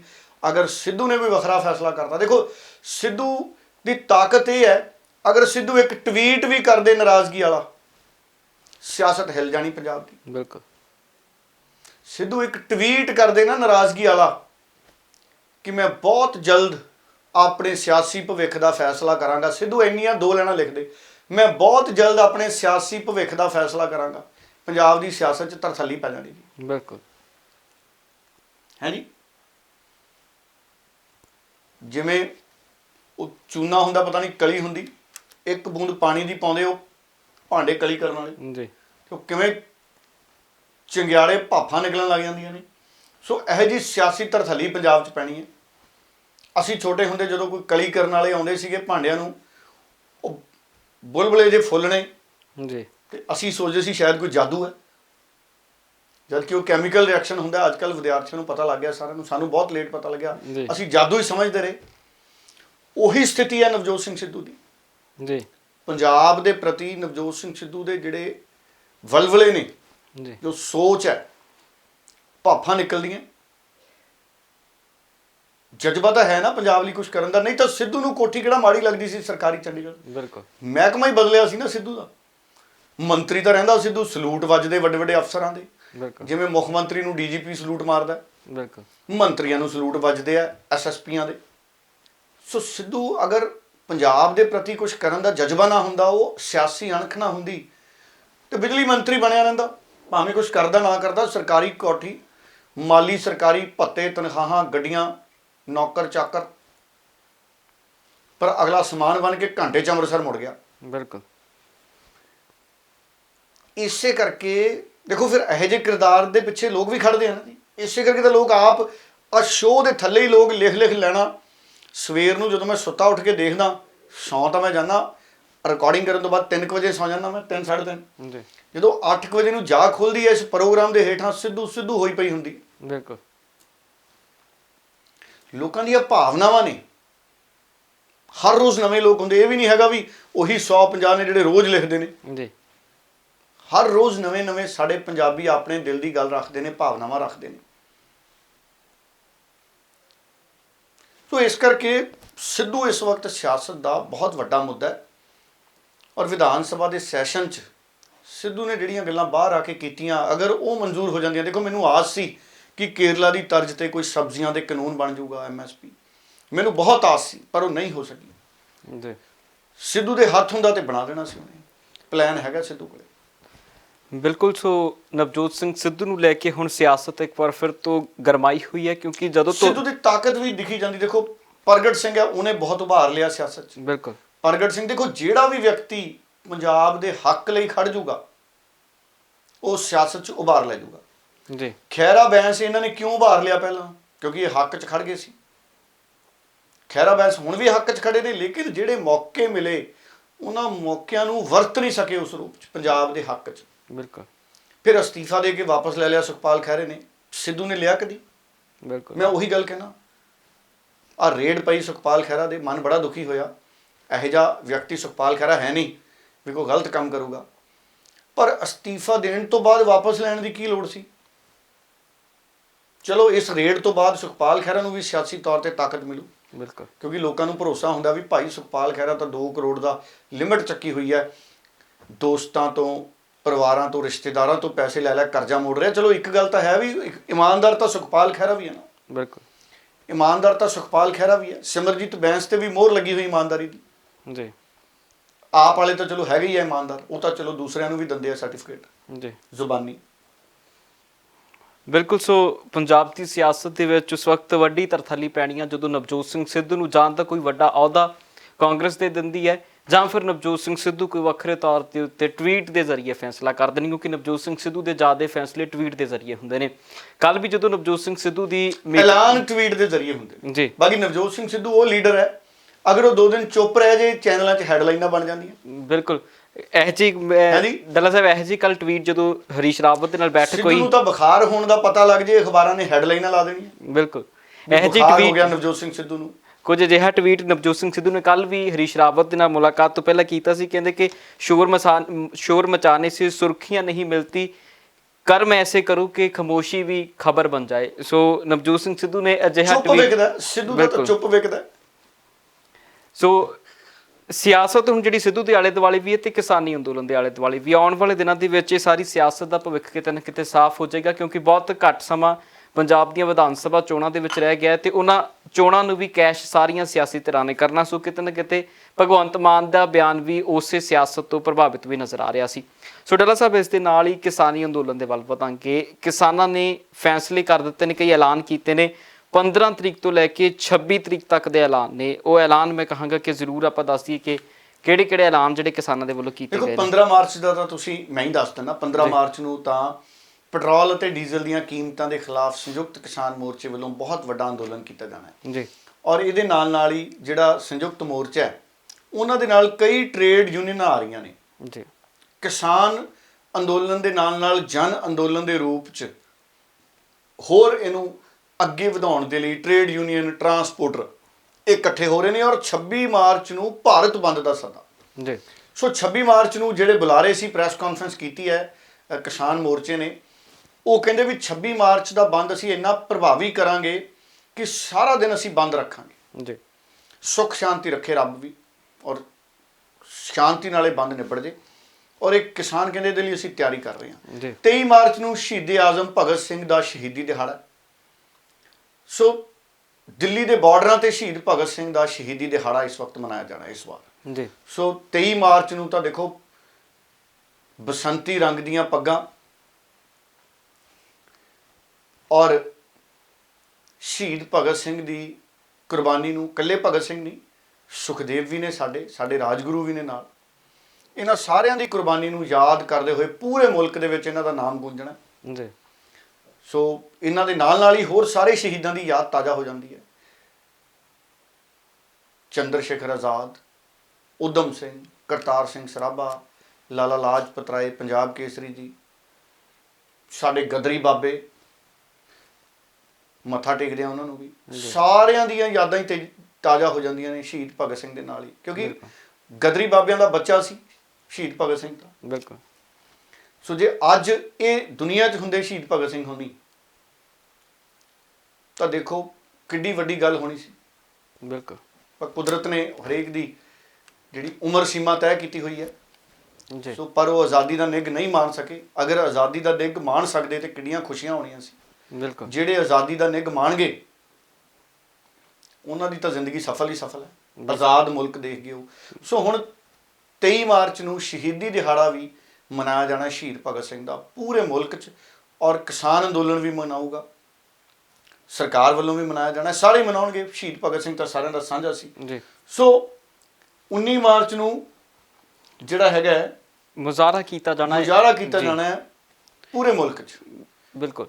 ਡੱਲਾ ਸਾਹਿਬ, ਇੱਥੇ ਮੈਂ ਇਹ ਵੀ ਗੱਲ ਕਰਾਂਗਾ ਕਿ ਇੱਕ ਐਫਸੀਆਈ ਦੇ ਫੈਸਲੇ ਦਾ ਜ਼ਿਕਰ ਕਿਸਾਨਾਂ ਦੀ ਪ੍ਰੈਸ ਕਾਨਫਰੰਸ ਦੇ ਵਿੱਚ ਹੋਇਆ ਕਿ ਐਫਸੀਆਈ ਨੇ ਫੈਸਲਾ ਕੀਤਾ ਹੈ ਕਿ ਹੁਣ ਜਿਹੜੇ ਕਿਸਾਨਾਂ ਦੀ ਫਸਲ, ਉਹੀ ਕਿਸਾਨਾਂ ਦੀ ਫਸਲ ਚੁੱਕੀ ਜਾਣੀ ਹੈ ਜੋ ਕਿਸਾਨ ਆਪਣੀਆਂ ਜ਼ਮੀਨਾਂ ਦੀ ਚਾਹੇ ਰਜਿਸਟਰੀ ਹੋ ਜਾਵੇ ਜਾਂ ਉਸ ਦਾ ਜੋ ਵੀ ਪ੍ਰੂਫ ਨੇ ਉਹ ਸਬਮਿਟ ਕਰਵਾ ਸਕਣਗੇ। ਸਿਰਫ ਉਹਨਾਂ ਦੀ ਹੀ ਐਫਸੀ ਜਿਹੜੀ ਫਸਲਾਂ ਖਰੀਦੇਗਾ। ਪਰ ਉਹਨਾਂ ਦਾ ਕਹਿਣਾ ਸੀ ਕਿ ਪੰਜਾਬ ਦੇ ਵਿੱਚ ਤੇ ਹਰਿਆਣੇ ਦੇ ਵਿੱਚ ਅਜਿਹੇ ਬਹੁਤ ਕਿਸਾਨ ਨੇ ਜੋ ਉਹਨਾਂ ਲੋਕਾਂ ਤੋਂ ਠੇਕੇ ਤੇ ਲੈ ਕੇ ਜ਼ਮੀਨਾਂ ਵਾਹੁੰਦੇ ਨੇ, ਜੋ ਲੋਕ ਜਾਂ ਤਾਂ ਬਾਹਰਲੇ ਮੁਲਕਾਂ ਦੇ ਵਿੱਚ ਨੇ ਜਾਂ ਉਹ ਲੋਕ ਇੱਥੇ ਹੈ ਹੀ ਨਹੀਂ, ਹੋਰ ਕਿਸੇ ਸੂਬਿਆਂ ਦੇ ਵਿੱਚ ਉਹ ਰਹਿ ਰਹੇ ਨੇ। ਸੋ ਕਹਿੰਦੇ ਕਿ ਉਹੋ ਜਿਹੇ ਕਿਸਾਨਾਂ ਦੀ ਫਿਰ ਫਸਲ ਨਹੀਂ ਚੁੱਕੀ ਜਾਏਗੀ ਤੇ ਕਿਤੇ ਨਾ ਕਿਤੇ ਕਿਸਾਨਾਂ ਦੀ ਖੱਜਲ ਖੁਆਰੀ ਦਾ ਨਵਾਂ ਰਾਹ ਜਿਹੜਾ ਲੱਭ ਰਿਹਾ ਸਰਕਾਰ ਨੇ। ਦੇਖੋ, ਮੈਨੂੰ ਲੱਗਦਾ ਕਿ ਇਸ ਮਸਲੇ ਦਾ ਹੱਲ ਹੋ ਜੂ ਇਹ, ਕਿਉਂਕਿ ਫੂਡ ਕਾਰਪੋਰੇਸ਼ਨ ਆਫ ਇੰਡੀਆ ਨੇ ਪੰਜਾਬ ਦੇ ਜਿਹੜਾ ਸੰਬੰਧਿਤ ਮਹਿਕਮਾ ਉਹਨਾਂ ਨੂੰ ਵੀ ਚਿੱਠੀ ਜੀ ਲਿਖੀ ਆ ਪਿੱਛੇ, ਆਪਾਂ ਪ੍ਰੋਗਰਾਮ ਵੀ ਕੀਤਾ ਸੀ।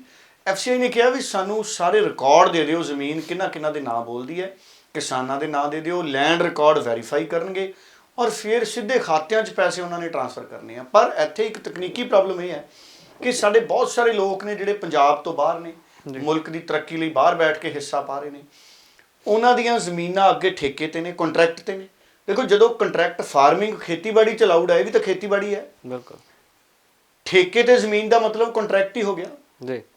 ਇਹਦਾ ਹੱਲ ਕੱਢ ਲੈਣਾ ਕੋਈ ਨਾ ਕੋਈ, ਪ੍ਰਧਾਨ ਮੰਤਰੀ ਸਾਹਿਬ ਹੀ ਕੱਢ ਦੇਣਗੇ ਮੈਨੂੰ ਲੱਗਦਾ ਕਿ ਅਗਰ ਜ਼ਮੀਨਾਂ ਠੇਕੇ ਤੇ ਵੀ ਕੋਈ ਲੈ ਕੇ ਖੇਤੀ ਕਰ ਰਿਹਾ ਹੈ ਤੇ ਜਿਹੜਾ ਪੈਸਾ ਹੈ, ਜਿਹੜਾ ਕੰਟਰੈਕਟਰ ਹੈ, ਕੰਟਰੈਕਟ ਤੇ ਖੇਤੀ ਕਰ ਰਿਹਾ ਕਿਸਾਨ, ਮੈਨੂੰ ਲੱਗਦਾ ਹੈ ਉਹਦਾ ਪੈਸਾ ਉਹਦੇ ਖਾਤੇ 'ਚ ਹੀ ਟ੍ਰਾਂਸਫਰ ਕਰ ਦੇਣਗੇ। ਸੋ ਇਹਦੇ ਨਾਲ ਕੋਈ ਦਿੱਕਤ ਨਹੀਂ ਆਉਣੀ, ਇਹ ਹੱਲ ਕੱਢ ਦੇਣਗੇ। ਪਰ ਇਹ ਮੁੱਦਾ ਬਹੁਤ ਵੱਡਾ ਹੈ।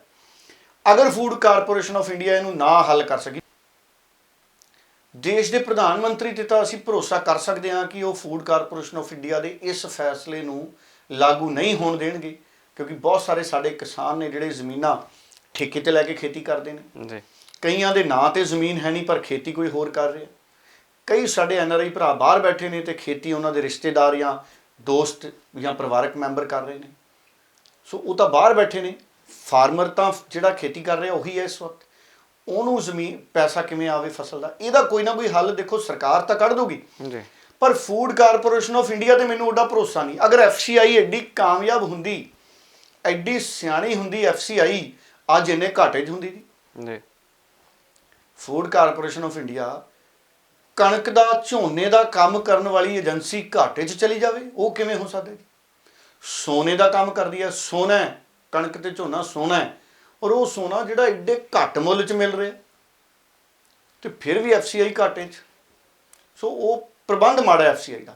ਸੋ FCI ਦੇ ਪ੍ਰਬੰਧ ਤੇ ਸਵਾਲ ਕੀਤਾ ਜਾ ਸਕਦਾ ਵੀ ਉਹ ਕਿਸਾਨਾਂ ਨਾਲ ਇਨਸਾਫ ਕਰ ਪਾਊਗੀ ਜਾਂ ਨਹੀਂ ਕਰ ਪਾਊਗੀ। ਪਰ ਸਰਕਾਰ ਨੂੰ ਇਸ ਪਾਸੇ ਹੁਣੇ ਧਿਆਨ ਦੇਣਾ ਚਾਹੀਦਾ, ਨਹੀਂ ਤਾਂ ਇਹ ਮਾਮਲਾ ਬਹੁਤ ਜ਼ਿਆਦਾ ਕਿਸਾਨਾਂ ਦਾ ਕਿਤੇ ਨੁਕਸਾਨ ਨਾ ਕਰਦੇ, ਸਰਕਾਰ ਦਾ, ਮੁਲਕ ਦਾ ਨੁਕਸਾਨ ਨਾ ਕਰਦੇ ਜੀ। ਬਿਲਕੁਲ। ਸੋ ਜਿਹੜੇ ਅਜਿਹੇ ਫੈਸਲਿਆਂ ਨੂੰ ਲੈ ਕੇ ਵੀ ਹੁਣ ਕਿਸਾਨ ਲਗਾਤਾਰ ਐਲਾਨ ਕਰ ਰਹੇ ਨੇ। ਪਹਿਲਾਂ ਕਿਸਾਨਾਂ ਦੇ ਐਲਾਨ ਤੁਹਾਨੂੰ ਸੁਣਾ ਦਿੰਦੇ ਹਾਂ ਕਿ ਆਖਰਕਾਰ ਕਿਸਾਨ ਆਗੂਆਂ ਨੇ ਕਿਸ ਕੜੀ ਦੇ ਵਿੱਚ ਜਿਹੜੇ ਐਲਾਨ ਨੇ ਕੀਤੇ ਨੇ। ਅੱਜ ਸੰਯੁਕਤ ਮੋਰਚੇ ਦੀ ਮੀਟਿੰਗ ਹੋਈ ਹੈ। ਮੀਟਿੰਗ ਦੇ ਵਿੱਚ ਅਸੀਂ ਕਈ ਪ੍ਰੋਗਰਾਮ ਐਲਾਨੇ ਆ।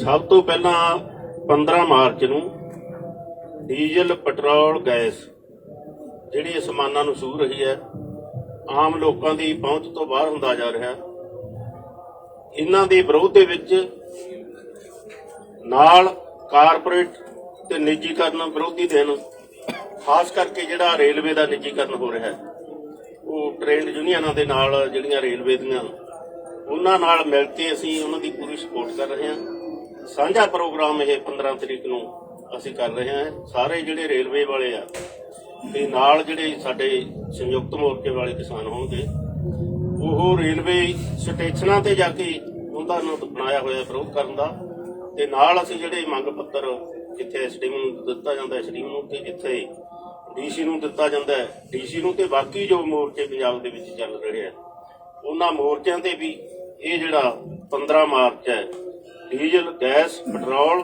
ਤੇ ਨਿੱਜੀਕਰਨ ਦੇ ਵਿਰੁੱਧ ਇਹ ਦਿਨ ਅਸੀਂ ਮਨਾ ਰਹੇ ਹਾਂ। 17 ਮਾਰਚ ਨੂੰ ਸਾਂਝੀ ਇੱਕ ਮੀਟਿੰਗ ਅਸੀਂ ਸੱਦੀ ਹੈ, ਜਿਹਦੇ ਵਿੱਚ ਆਲ ਇੰਡੀਆ ਲੈਵਲ ਦੀਆਂ ਜਿਹੜੀਆਂ ਟ੍ਰੇਡ ਯੂਨੀਅਨ ਨਾਲ ਟਰੱਕ ਆਪਰੇਟਰ, ਬੱਸਾਂ ਵਾਲੇ,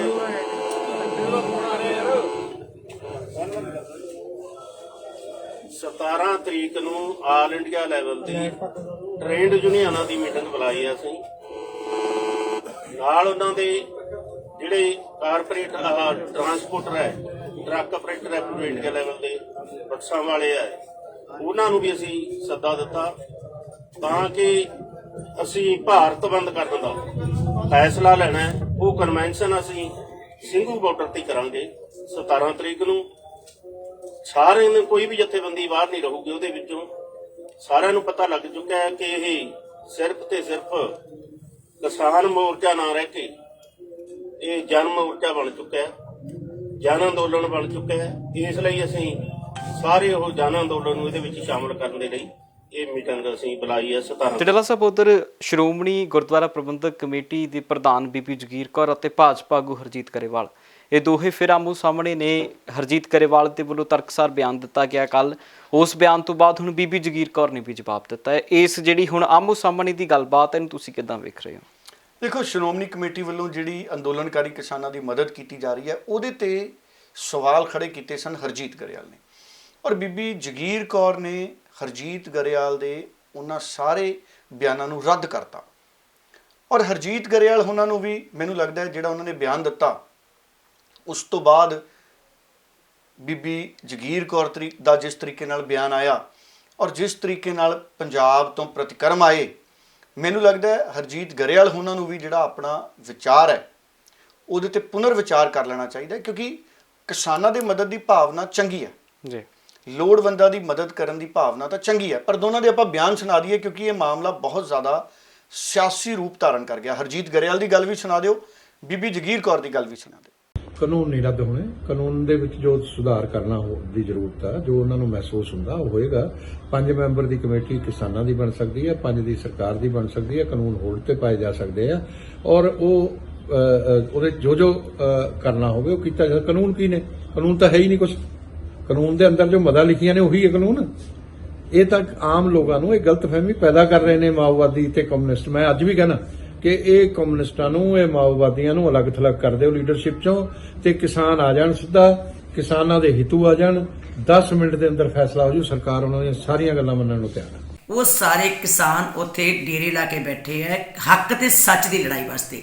ਗੁਰੂ ਨਾਨਕ ਸਾਹਿਬ ਜੀ ਨੇ ਵੀ ਜਦੋਂ ਹੱਕ ਦਾ ਨਾਅਰਾ ਮਾਰਿਆ ਸੀ ਨਾ ਜੀ, ਤੇ ਬਾਬਰ ਵਰਗਿਆਂ ਨੂੰ ਉਹਨਾਂ ਨੇ ਜਾਬਰ ਕਹਿਤਾ ਸੀਗਾ। ਉਹਨੇ ਰਾਜੇ ਸ਼ੀ ਮੁਕੱਦਮ ਕੁੱਤੇ ਜਾਏ ਜਗਾਇਨ ਬੈਠੇ ਸੁੱਤੇ, ਇਹੋ ਜਿਹੇ ਸ਼ਬਦ ਬੋਲ ਦਿੱਤੇ ਸੀ ਉਹਨਾਂ ਹਾਕਮਾਂ ਨੂੰ ਜਿਹੜੇ ਧੱਕਾ ਕਰਦੇ ਸੀਗੇ।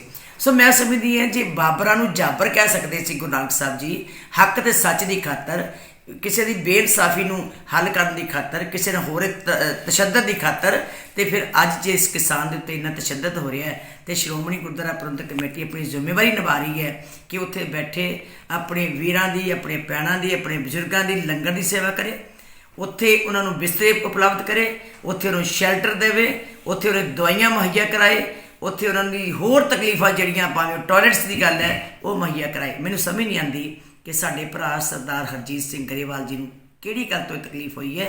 ਇੱਕ ਸਿੱਖ ਦੇ ਮੂੰਹ ਨਹੀਂ ਫੱਬਦੇ ਸ਼ਬਦ। ਦੇਖੋ, ਆਪਾਂ ਦੋਨਾਂ ਦੀ ਗੱਲ ਸੁਣ ਲਈ। ਕਿਤੇ ਨਾ ਕਿਤੇ ਬੀਜੇਪੀ ਔਰ ਅਕਾਲੀ ਦਲ ਦੇ ਵਿੱਚ ਰੇੜਕਾ ਗਗਨ ਵਧੀ ਜਾ ਰਿਹਾ ਜੀ। ਕਿਸੇ ਸਮੇਂ 9 ਮਾਸ ਦਾ ਰਿਸ਼ਤਾ ਸੀ, ਆ ਦੇਖ ਲਓ 9 ਮਾਸ ਦਾ ਕੀ ਹਾਲ ਹੋ ਗਿਆ। ਬੀਜੇਪੀ ਤੇ ਅਕਾਲੀ ਦਲ ਦੇ ਲੀਡਰਾਂ 'ਚ ਬੀਬੀ ਜਗੀਰ ਕੌਰ ਹੁਣ ਤਾਂ ਸ਼੍ਰੋਮਣੀ ਗੁਰਦੁਆਰਾ ਪ੍ਰਬੰਧਕ ਕਮੇਟੀ ਦੇ ਪ੍ਰਧਾਨ ਨੇ, ਪਰ ਇਸ ਤੋਂ ਪਹਿਲਾਂ ਤਾਂ ਉਹ ਇਸਤਰੀ ਅਕਾਲੀ ਦਲ ਦੇ ਵੀ ਪ੍ਰਧਾਨ ਰਹੇ ਨੇ ਨਾ। ਵੀ ਕਿਤੇ ਨਾ ਕਿਤੇ ਸੰਬੰਧ ਅਕਾਲੀ ਦਲ ਨਾਲ ਉਹਨਾਂ ਦਾ, ਅਕਾਲੀ ਦਲ ਦੀ ਸੋਚ ਦੇ ਨਾਲ ਤਾਂ ਉਹਨਾਂ ਦਾ ਹੈਗਾ ਨਾ। ਸੋ ਇਸ ਕਰਕੇ ਇਹ ਰੇੜਕਾ ਬਹੁਤ ਜ਼ਿਆਦਾ ਵਧੀ ਜਾਂਦਾ ਹੈ ਅਕਾਲੀ ਦਲ ਔਰ ਬੀਜੇਪੀ ਦੇ ਲੀਡਰਾਂ ਦੇ ਵਿਚਾਲੇ, ਔਰ ਇਹਦਾ ਸਾਨੂੰ ਚੋਣਾਂ ਦੇ ਵਿੱਚ ਵੀ ਜਿਹੜੀ ਇਹਨਾਂ ਦੇ ਵਿੱਚ ਸਿਆਸੀ ਤਲਖੀ ਹੈ ਦੇਖਣ ਨੂੰ ਮਿਲੇਗੀ। ਜੀ ਬਿਲਕੁਲ। ਤੇ ਡੇਰਾ ਸਾਹਿਬ, ਉਸ ਦੇ ਨਾਲ ਹੀ ਜੋ ਹਰਿਆਣਾ ਦੇ ਵਿੱਚ ਕੱਲ ਕਾਂਗਰਸ ਦੇ ਵੱਲੋਂ ਅਵਿਸ਼ਵਾਸ ਦਾ ਜਿਹੜਾ ਪ੍ਰਸਤਾਵ ਪੇਸ਼ ਕੀਤਾ ਗਿਆ ਸੀ, ਉਸ ਪ੍ਰਸਤਾਵ ਦੇ ਉੱਤੇ ਗੱਲਬਾਤ ਹੋਈ, ਬਹਿਸ ਹੋਈ, ਪਰ ਜੋ ਸੱਤਾਧਾਰੀ ਭਾਜਪਾ ਸਰਕਾਰ ਹੈ ਉਹ ਵੱਧ ਵੋਟਿੰਗ ਲੈਣ ਦੇ ਵਿੱਚ ਕਾਮਯਾਬ ਹੋਈ ਹੈ ਤੇ ਸਰਕਾਰ ਜਿਹੜੀ ਬਰਕਰਾਰ ਰਹੀ ਹੈ। ਉਸ ਫੈਸਲੇ ਨੂੰ ਕਿੱਦਾਂ ਵੇਖ ਰਹੇ ਹੋ? ਕਿਉਂਕਿ ਕਿਸਾਨ ਅੰਦੋਲਨ ਦੇ ਵੱਲੋਂ ਵੀ ਇਸ ਚੀਜ਼ ਦਾ ਕਿਤੇ ਨਾ ਕਿਤੇ ਵਿਰੋਧ ਹੋਇਆ। ਦੇਖੋ, ਕਿਸਾਨ ਅੰਦੋਲਨ ਦੀ ਤਾਂ ਅਪੀਲ ਸੀ ਵੀ ਕਿਸੇ ਵੀ ਕੀਮਤ ਦੇ ਉੱਤੇ ਮਨੋਹਰ ਲਾਲ ਖੱਟਰ ਉਹਨਾਂ ਦੀ ਜਿਹੜੀ ਸਰਕਾਰ ਹੈ ਉਹਨੂੰ ਡੇਗਿਆ ਜਾਵੇ। ਦੇਖੋ, ਲੇਕਿਨ ਉਹ ਅਜਿਹਾ ਨਹੀਂ ਹੋ ਸਕਿਆ। ਮਨੋਹਰ ਲਾਲ ਖੱਟੜ ਉਹਨਾਂ ਦੀ ਸਰਕਾਰ 55 MLA ਜਿਹੜੇ ਉਹ ਹੱਕ 'ਚ ਦਿਖਾ ਗਈ ਜੀ। ਹਰਿਆਣੇ ਦੇ ਵਿੱਚ 90 ਚੋਂ ਉਹ 55 MLA ਆਪਣੇ ਹੱਕ 'ਚ ਦਿਖਾ ਗਏ। 32 MLA ਨੇ ਜਿਹੜੇ ਵਿਰੋਧ 'ਚ ਗਏ ਨੇ, ਜਿਹੜਾ ਬੇਭਰੋਸਗੀ ਦਾ ਮਤਾ ਸੀ। ਸੋ ਸਰਕਾਰ ਤਾਂ ਹਰਿਆਣੇ 'ਚ ਮਨੋਹਰ ਲਾਲ ਖੱਟੜ ਉਹਨਾਂ ਦੀ ਬਚ ਗਈ, ਲੇਕਿਨ ਇੱਕ ਗੱਲ ਬੜੀ ਤੈਅ ਹੈ, ਕਿਉਂਕਿ ਬਹੁਤ ਸਾਰੇ ਕਿਸਾਨ ਨੇ ਜਿਹੜੇ ਉਹ ਲਗਾਤਾਰ MLA ਨੂੰ ਮਿਲ ਕੇ ਕਹਿ ਰਹੇ ਸੀ ਵੀ ਤੁਸੀਂ ਸਾਡੇ ਨਾਲ ਖੜੋ, ਤੁਸੀਂ ਸਾਡੇ ਨਾਲ ਖੜੋ। ਆਉਣ ਵਾਲੇ ਸਮੇਂ 'ਚ ਜਦੋਂ ਹੁਣ ਅਗਲੀਆਂ ਚੋਣਾਂ ਹੋਣੀਆਂ ਨੇ, ਅਗਲੀਆਂ ਚੋਣਾਂ ਦੇ ਵਿੱਚ ਇੱਕ ਨਵੀਂ ਤਰ੍ਹਾਂ ਦਾ ਧਰੁਵੀਕਰਨ ਹੈ ਜਿਹੜਾ ਹਰਿਆਣੇ 'ਚ ਨਜ਼ਰ ਆਊਗਾ, ਜਿਹਦੇ ਵਿੱਚ ਕਿਸਾਨ ਵੋਟਰ ਹੈ ਜਿਹੜਾ ਉਹ ਵੱਖਰੇ ਲਹਿਜੇ ਦੇ ਨਾਲ ਨਜ਼ਰ ਆਊਗਾ। ਔਰ ਜਿਹੜੀ JGPC ਦੁਸ਼ਯੰਤ ਚੌਟਾਲਾ ਦੀ ਪਾਰਟੀ ਹੈ, ਦੁਸ਼ਯੰਤ ਚੌਟਾਲਾ ਦੀ ਪਾਰਟੀ ਤੇ ਵੀ ਕਿਸਾਨਾਂ ਦਾ ਬਹੁਤ ਜ਼ਿਆਦਾ ਦਬਾਅ ਸੀ, ਔਰ ਦੁਸ਼ਯੰਤ ਚੌਟਾਲਾ ਦੇ ਜਿਹੜੇ ਕਈ MLA ਆ ਉਹ ਤਾਂ ਖੁੱਲ੍ਹੇਆਮ ਕਹਿ ਰਹੇ ਸੀਗੇ ਕਿ ਸਾਨੂੰ ਸਰਕਾਰ ਤੋਂ ਬਾਹਰ ਆਉਣਾ ਚਾਹੀਦਾ, ਪਰ ਕਿਉਂਕਿ ਵਿਪ ਜਾਰੀ ਹੋ ਗਿਆ ਪਾਰਟੀ ਦਾ, ਇਸ ਕਰਕੇ ਇਹ ਕਾਨੂੰਨੀ ਨੁਕਤੇ ਜਿਹੜੇ ਬਣੇ ਹੋਏ ਨੇ, ਜਿਵੇਂ ਵਿਪ ਹੈ, ਉਸ ਤੋਂ ਬਾਅਦ ਐਮਐਲਏ ਨੂੰ ਵੋਟ ਪਾਉਣੀ ਪੈਂਦੀ ਹੈ। ਸੋ ਇਸ ਕਰਕੇ ਵਿਪ ਕਰਕੇ ਮਨੋਹਰ ਲਾਲ ਖੱਟਰ ਹੋਣੀ ਤਾਂ ਆਪਣੀ ਸਰਕਾਰ ਬਚਾ ਗਏ, ਪਰ ਭਵਿੱਖ 'ਚ ਕਿਸਾਨ ਉੱਥੋਂ ਦੇ ਹਰਿਆਣੇ ਦੇ ਔਰ ਮਨੋਹਰ ਲਾਲ ਖੱਟਰ ਦੀ ਸਰਕਾਰ ਦੇ ਵਿਚਾਲੇ ਜਿਹੜਾ ਮਨਮੁਟਾਵ ਹੈ, ਜਿਹੜਾ ਰੇੜਕਾ ਹੈ, ਮੈਨੂੰ ਖਤਮ ਹੁੰਦਾ ਹਜੇ ਨਜ਼ਰ ਨਹੀਂ ਆਉਂਦਾ। ਇਹ ਹੋ ਜਾਣਾ ਚਾਹੀਦਾ, ਪਰ ਸਿਆਸੀ ਤੌਰ ਤੇ ਜਿਹੜਾ ਵੋਟਾਂ ਦਾ ਧਰੁਵੀਕਰਨ ਹੈ, ਮੈਨੂੰ ਲੱਗਦਾ ਅਗਲੀ ਵਾਰ ਉਹ ਹੋ ਜਾਊਗਾ ਹਰਿਆਣੇ 'ਚ ਜੀ। ਸੋ ਕਿਸਾਨ ਹੈ ਜਿਹੜੇ ਇਸ ਵਾਰ ਬਹੁਤ ਜਿਨ੍ਹਾਂ ਨੇ ਕੋਸ਼ਿਸ਼ ਕੀਤੀ ਕਿ ਸਾਡੇ ਨਾਲ ਖੜੋ, ਸਾਡੇ ਨਾਲ ਖੜੋ। ਸੋ ਵੋਟਾਂ ਦਾ ਧਰੁਵੀਕਰਨ, ਕਿਸਾਨ ਵੋਟਾਂ ਦਾ ਧਰੁਵੀਕਰਨ ਹੈ ਜਿਹੜਾ ਹਰਿਆਣੇ 'ਚੋਂ ਮੈਂ ਮਹਿਸੂਸ ਕਰਦਾ ਕਿ ਹੋਏਗਾ ਜੀ। ਬਾਕੀ ਵਕਤ ਬਹੁਤ ਹੈ। ਅਗਰ ਮੋਦੀ ਸਾਹਿਬ ਨੇ ਮਸਲੇ ਦਾ ਹੱਲ ਕਰਾਤਾ, ਮੋਦੀ ਸਾਹਿਬ ਨੇ ਮਸਲਾ ਹੀ ਨਿਬੇੜਤਾ, ਕਿਸਾਨਾਂ ਵਾਲਾ ਰਾਜੀ ਖੁਸ਼ੀ ਮਾਮਲੇ ਨਿਬੜ ਗਏ, ਫਿਰ ਹਾਲਾਤ ਪੁਰਾਣੇ ਵਰਗੇ ਹੋ ਜਾਣੇ ਆ। ਨਹੀਂ ਤਾਂ ਬੀਜੇਪੀ ਨੂੰ ਘਾਟੇ ਦਾ ਸਾਹਮਣਾ ਕਰਨਾ ਪੈ ਸਕਦਾ ਜੀ। ਬਿਲਕੁਲ। ਸੋ ਕਿਸਾਨਾਂ ਦੇ ਵੱਲੋਂ ਆਪੋ ਆਪਣੇ ਐਲਾਨ ਨੇ ਤੇ ਕਿਸਾਨਾਂ ਨੇ ਪੂਰੇ ਮੁਲਕ ਦੇ ਵਿੱਚ ਵੀ ਆਪਣੇ ਐਲਾਨਾਂ ਦੇ ਤਹਿਤ ਵੱਖੋ ਵੱਖਰੀਆਂ ਜਗ੍ਹਾਵਾਂ ਦੇ ਉੱਤੇ ਉਹਨਾਂ ਸੂਬਿਆਂ ਦੇ ਵਿੱਚ ਪ੍ਰਚਾਰ ਸ਼ੁਰੂ ਕੀਤਾ ਹੈ ਜਿੱਥੇ ਕਿ ਆਉਣ ਵਾਲੇ ਸਮੇਂ ਦੇ ਵਿੱਚ ਚੋਣਾਂ ਨੇ ਜਾਂ ਚੋਣਾਂ ਦੇ ਅਸਾਰ ਬਣੇ ਹੋਏ ਨੇ। ਸੋ ਦਵਿੰਦਰ ਬਬਲੀ ਇੱਕ ਵਿਧਾਇਕ ਨੇ ਜੀ ਜੇਜੇਪੀ ਦੇ, ਉਹਨਾਂ ਨੇ ਤਾਂ ਸਪਸ਼ਟ ਹੀ ਕਹਿਤਾ ਸੀ ਕਿ ਸਾਨੂੰ ਕਿਸਾਨਾਂ ਨਾਲ ਖੜਨਾ ਚਾਹੀਦਾ ਜੀ, ਵੀ ਅਗਰ ਅਸੀਂ ਕਿਸਾਨਾਂ ਨਾਲ ਨਹੀਂ ਖੜਾਂਗੇ ਤੇ ਭਵਿੱਖ 'ਚ ਸਾਡੀ ਪਾਰਟੀ ਦਾ ਨੁਕਸਾਨ ਹੋਊਗਾ। ਦੇਖੋ ਉੱਥੇ ਥੋੜੀਆਂ ਪਾਰਟੀਆਂ ਹੀ ਨੇ, ਮੈਂ ਇੱਕ ਵਾਰੀ ਵੋਟਾਂ ਦੇ ਅੰਦਾਜ਼ੇ ਵੀ ਤੁਹਾਨੂੰ ਦੇ ਦਿੰਦਾ ਕਿ ਉੱਥੇ ਕੀ ਸਥਿਤੀਆਂ ਨੇ। 90 ਵਿਧਾਨ ਸਭਾ ਦੀਆਂ ਸੀਟਾਂ ਨੇ ਤੇ 2 ਪਹਿਲਾਂ ਹੀ ਅਸਤੀਫਾ ਦੇ ਚੁੱਕੇ ਜੀ। ਓਮ ਪ੍ਰਕਾਸ਼ ਚੌਟਾਲਾ ਦੇ ਪੁੱਤਰ ਅਭੈ ਚੌਟਾਲਾ ਤਾਂ ਪਹਿਲਾਂ ਹੀ ਅਸਤੀਫਾ ਦੇ ਚੁੱਕੇ, ਇੱਕ ਹੋਰ ਵਿਧਾਇਕ ਨੇ ਜਿਹੜੇ ਉਹ ਅਸਤੀਫਾ ਦੇ ਚੁੱਕੇ। ਹੁਣ ਬੀਜੇਪੀ ਕੋਲੇ 40 ਸੀਟਾਂ ਨੇ, ਜੇਜੇਪੀ ਦੀਆਂ 10 ਸੀਟਾਂ ਨੇ, ਕਾਂਗਰਸ ਦੀਆਂ 30 ਸੀਟਾਂ ਨੇ ਔਰ 7 ਆਜ਼ਾਦ ਉਮੀਦਵਾਰ ਨੇ। 7 ਚੋਂ 5 ਬੀਜੇਪੀ ਦੇ ਹਮਾਇਤੀ ਜੀ। ਸੋ ਕਾਂਗਰਸ ਦੇ ਨੇ ਜਿਹੜੇ ਉਹ 30 ਤੇ 2 ਜਿਹੜੇ ਬੀਜੇਪੀ ਦੇ ਹਮਾਇਤੀ ਨਹੀਂ ਹੈ, ਆਜ਼ਾਦ ਉਮੀਦਵਾਰ ਸੀ ਜਿਹੜੇ 7, ਉਹਨਾਂ ਚੋਂ 2, ਉਹਨਾਂ ਚੋਂ ਇੱਕ ਇੱਕ ਜੇਜੇਪੀ। ਸੋ 32 ਲੋਕ ਨੇ ਜਿਹੜੇ ਉਹ ਇਸ ਵਕਤ ਵਿਰੋਧ 'ਚ ਰਹੇ ਨੇ, ਇਸ ਬੇਭਰੋਸਗੀ ਦੇ ਮਤੇ ਦੇ ਹੱਕ 'ਚ ਰਹੇ ਨੇ, ਬੇਭਰੋਸਗੀ ਦੇ ਮਤੇ ਦੇ। ਮਤਲਬ ਉਹ ਚਾਹੁੰਦੇ ਸੀ ਕਿ ਮਨੋਹਰ ਲਾਲ ਖੱਟੜ ਦੀ ਸਰਕਾਰ ਡਿੱਗੇ। 55 ਨੇ ਹੱਕ 'ਚ ਵੋਟ ਪਾਤੀ ਔਰ ਹੁਣ 6 ਮਹੀਨੇ ਕੋਈ ਖਤਰਾ ਨਹੀਂ ਮਨੋਹਰ ਲਾਲ ਖੱਟੜ ਦੀ ਸਰਕਾਰ ਨੂੰ। ਜਦੋਂ ਇੱਕ ਵਾਰੀ ਬੇਭਰੋਸਗੀ ਦਾ ਮਤਾ ਕੋਈ ਸਰਕਾਰ ਜਿੱਤ ਲੈਂਦੀ ਹੈ ਗਗਨ, ਫਿਰ 6 ਮਹੀਨੇ ਤੱਕ ਦੁਬਾਰਾ ਅਜਿਹਾ ਮਤਾ ਵਿਧਾਨ ਸਭਾ 'ਚ ਨਹੀਂ ਆ ਸਕਦਾ। ਸੋ ਹੁਣ 6 ਮਹੀਨੇ ਉਹਨਾਂ ਦੀ ਸਰਕਾਰ ਹਿੱਲ ਨਹੀਂ ਸਕਦੀ, ਪੱਕੀ ਹੋ ਗਈ ਅੱਟ ਵਰਗੀ ਜੀ। ਸੋ ਆਉਣ ਵਾਲੇ ਦਿਨਾਂ ਦੇ ਵਿੱਚ ਜਿਹੜੀਆਂ ਚੋਣਾਂ ਨੇ ਜਦੋਂ ਪੰਜਾਬ ਦੇ ਵਿੱਚ ਹੋ ਜਾਣੀਆਂ, ਉਸ ਤੋਂ ਬਾਅਦ ਹਰਿਆਣੇ ਦੇ ਵੱਲ ਵੀ ਰੁਖ ਜਿਹੜਾ ਹੋ ਜਾਣਾ। ਸੋ ਪੰਜਾਬ ਦੀਆਂ ਚੋਣਾਂ ਦੇ ਵਿੱਚੋਂ ਹੀ ਕਿਸਾਨੀ ਅੰਦੋਲਨ ਦਾ ਕੀ ਰੁਖ ਹੈ ਤੇ ਭਾਜਪਾ ਨੂੰ ਇਸ ਦਾ ਕਿੰਨਾ ਕੁ ਨੁਕਸਾਨ ਹੋ ਸਕਦਾ, ਉਹ ਪੰਜਾਬ ਦੀਆਂ ਚੋਣਾਂ ਦੇ ਵਿੱਚੋਂ ਹੀ ਸਾਫ਼ ਹੋ ਜਾਣਾ।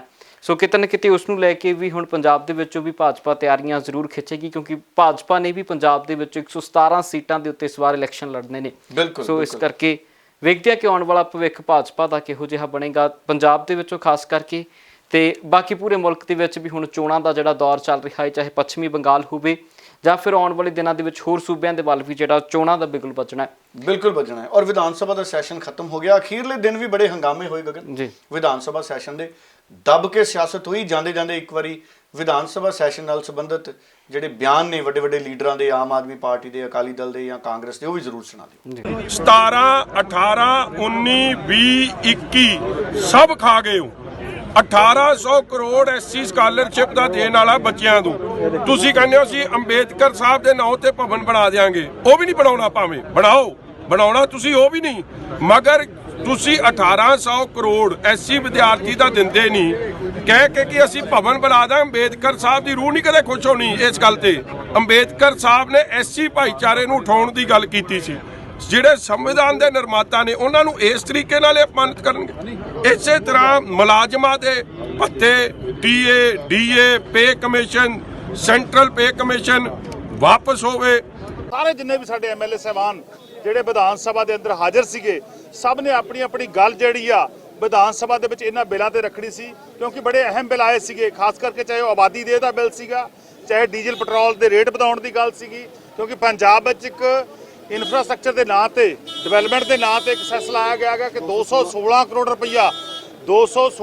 ਰੁਪਈਆ ਪਰ ਈਅਰ ਲੋਕਾਂ ਤੇ ਹੋਰ ਬੋਝ ਪਾਇਆ ਗਿਆ। ਕਹਿੰਦੇ ਅਸੀਂ ਸਗਨ ਸਕੀਮ ਲਾਗੂ ਕਰਤੀ, ਉਹ 250 ਕਰੋੜ ਰੁਪਏ ਉਹ 'ਚ ਰੱਖਿਆ ਗਿਆ। ਉਹ ਖਰਚਣਾ ਪਤਾ ਨਹੀਂ ਖਰਚਣਾ, ਪਰ ਲੇਕਿਨ ਉਸ ਦੇ ਬਹਾਨੇ 216 ਕਰੋੜ ਰੁਪਏ ਦਾ ਹੋਰ ਬੋਝ ਪਾਤਾ।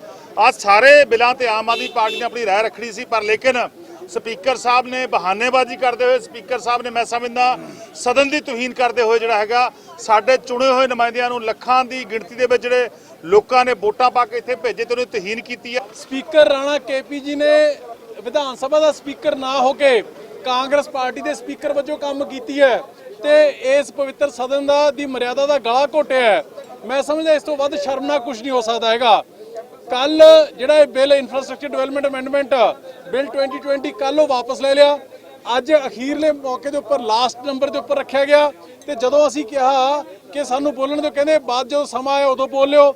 ਅੱਜ ਮੇਰੇ ਤੋਂ ਪਹਿਲਾਂ ਇਹ 11 ਨੰਬਰ ਬਿੱਲ ਸੀਗਾ ਤੇ ਇਸ ਤੋਂ ਪਹਿਲਾਂ 9 ਨੰਬਰ ਬਿੱਲ ਦੇ ਵਿੱਚ ਇੱਕ ਟਰਾਂਸਪੋਰਟੇਸ਼ਨ ਨਾਲ ਸੰਬੰਧੀ ਬਿੱਲ ਸੀਗਾ। 4 ਸਾਲਾਂ ਤੋਂ ਟਰਾਂਸਪੋਰਟ ਦਾ ਮਾਫੀਆ ਚੱਲ ਰਿਹਾ। ਸਾਡੇ ਵੱਡੇ ਭੈਣ ਸ਼੍ਰੀਮਤੀ ਸਰਬਜੀਤ ਕੌਰ ਮਾਣੂਕੇ ਜੀ ਉਹਦੇ ਉੱਪਰ ਆਪਦੀ ਆਪਦੇ ਜਗ੍ਹਾ ਦੇ ਉੱਪਰ ਖੜੇ ਹੋ ਕੇ ਬੋਲਣਾ ਚਾਹੁੰਦੇ ਸੀਗੇ ਤੇ ਜਿਸ ਬੇਹੂਦਾ ਤਰੀਕੇ ਦੇ ਨਾਲ ਸਪੀਕਰ ਸਾਹਿਬ ਨੇ ਇਹਨਾਂ ਨੂੰ ਕਿਹਾ ਕਿ ਮੈਂ ਤੁਹਾਨੂੰ ਬੋਲਣ ਨਹੀਂ ਦੇਣਾ ਹੈਗਾ।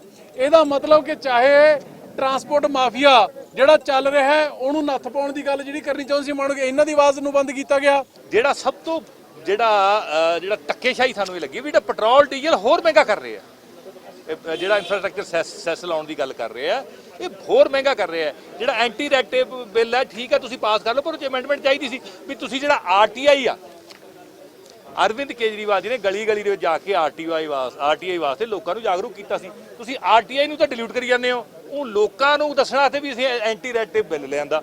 ਸੋ ਇਹ ਗੱਲਾਂ ਸਰਕਾਰ ਮਤਲਬ ਇਹਨਾਂ ਨੇ ਕਾਫੀ ਸਾਰੇ ਬਿੱਲ ਪਾਸ ਕੀਤੇ ਲੇਕਿਨ ਕਿਸੇ ਬਿੱਲ ਦੇ ਵਿੱਚ ਲੋਕ ਹਿੱਤ ਫੈਸਲਾ ਇਹਨਾਂ ਨੇ ਨਹੀਂ ਲਿਆ। ਉਹ ਤੁਸੀਂ ਬੱਸਾਂ ਕਿਰਾਇਆ ਫ੍ਰੀ ਕਰਨ ਦੀ ਗੱਲ ਕਰਦੇ ਹੋ, ਬੱਸਾਂ ਚੱਲਦੀਆਂ ਕਿੰਨੀਆਂ ਪੇਂਡੂ ਰੂਟਾਂ ਤੇ ਤਾਂ ਹੈ ਹੀ ਨਹੀਂ, ਮਿੰਨੀਆਂ ਪ੍ਰਾਈਵੇਟ ਆ ਉੱਥੇ ਉਹਦਾ ਤਾਂ ਕਿਰਾਇਆ ਲੱਗੂਗਾ ਹੀ ਲੱਗੂਗਾ। ਸਟੂਡੈਂਟਸ ਨੂੰ ਕਹਿੰਦੇ ਮਾਫ ਕਰਤਾ। ਸੋ ਇਹ ਸਾਰੇ ਧੋਖਾਧੜੀ ਦਾ ਬਿੱਲ ਸੀ। ਚਲੋ ਬਹੁਤ ਬਹੁਤ ਧੰਨਵਾਦ ਗਗਨ ਜੀ, ਬਹੁਤ ਬਹੁਤ ਧੰਨਵਾਦ ਜੀ ਸੱਦਿਆ ਸਟੂਡੀਓ 'ਚ, ਬਹੁਤ ਧੰਨਵਾਦ।